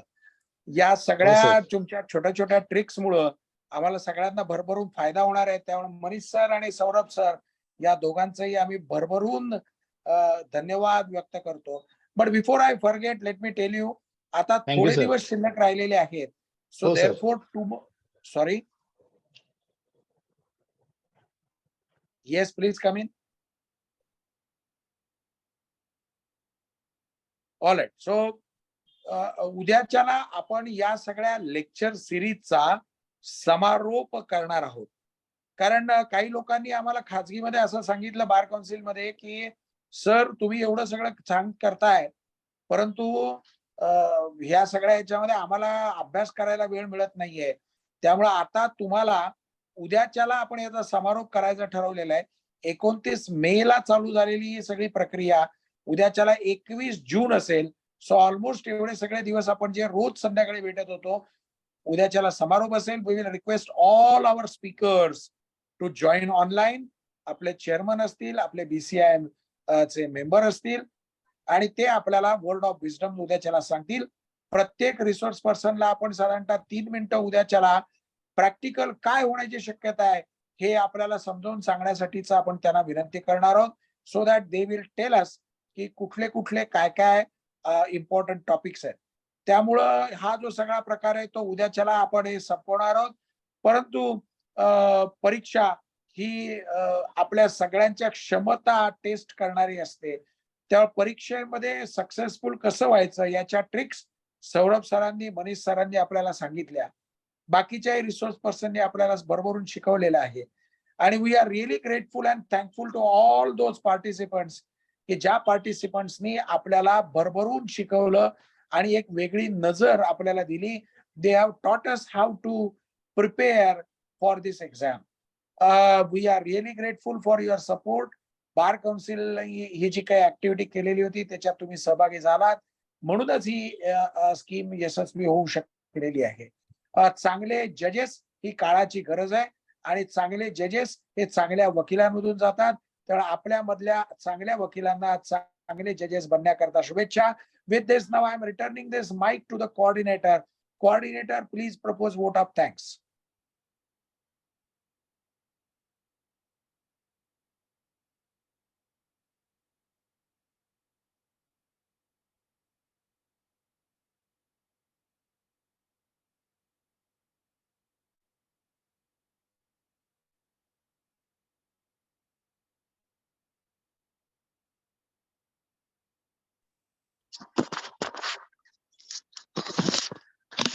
सर मी डिस्कनेक्ट झाले होते. कंटिन्यू करू. धन्यवाद सौरभ सर आणि मनीष सर. आम्हा ऍडव्होकेट पार्टिसिपंट्सना अतिशय सहज सोप्या भाषेतून पूर्णतः नवीन व वेगळ्या असणाऱ्या IBPS परीक्षेच्या तरतुदी फार सोप्या भाषेत समजावून सांगितल्या. आपण सांगितलेल्या ट्रिक्स फार अफलातून आणि विशेष महत्वाच्या होत्या. परीक्षेच्या दृष्टीने त्या एक बर्ड आय व्ह्यू देणाऱ्या होत्या. महाराष्ट्र व गोवा वकील परिषदेमार्फत मी आपणा दोघांचे शतशः आभार व्यक्त करते. आपण दिलेले मार्गदर्शन आम्हा परीक्षार्थींना खरंच महत्वाचं आणि मोलाचं ठरणार आहे. आपल्याकडून मिळणाऱ्या PDF सर्व पार्टिसिपंट्सना लवकरच शेअर करण्यात येतील आणि सदर लेक्चर सिरीज ज्यांचं ब्रेनचाइल्ड आहे ते आपले vice president advocate doctor Uday Warunjikar sir यांच्या परवानगीने मी आजची ही मीटिंग इथे कन्क्लूड करते. Thank you madam, thank you so much. धन्यवाद सर. थँक्यू. बार काउन्सिलचा Thank you, mail ma'am. ID Thank you so much, all of you. त्याच्यावर पाठवून द्या PDF. Sorry sir. बार काउन्सिलचा मेल आयडी मी आता पाठवलाय त्याच्यावर, किंवा तुम्हाला व्हॉट्सअप करतो मी. ठीक आहे सर. मला कोणीतरी मी घेते सर आणि पाठवून देते आपल्याला. हा, माझ्या पॉइंट ऑफ कॉन्टॅक्टला मी पाठवून देतो. Okay thank you. Okay okay. Thank you thank you thanks a million sir. Thank you Thank you, ma'am. Best of luck to all of you. Thank you. Thank you.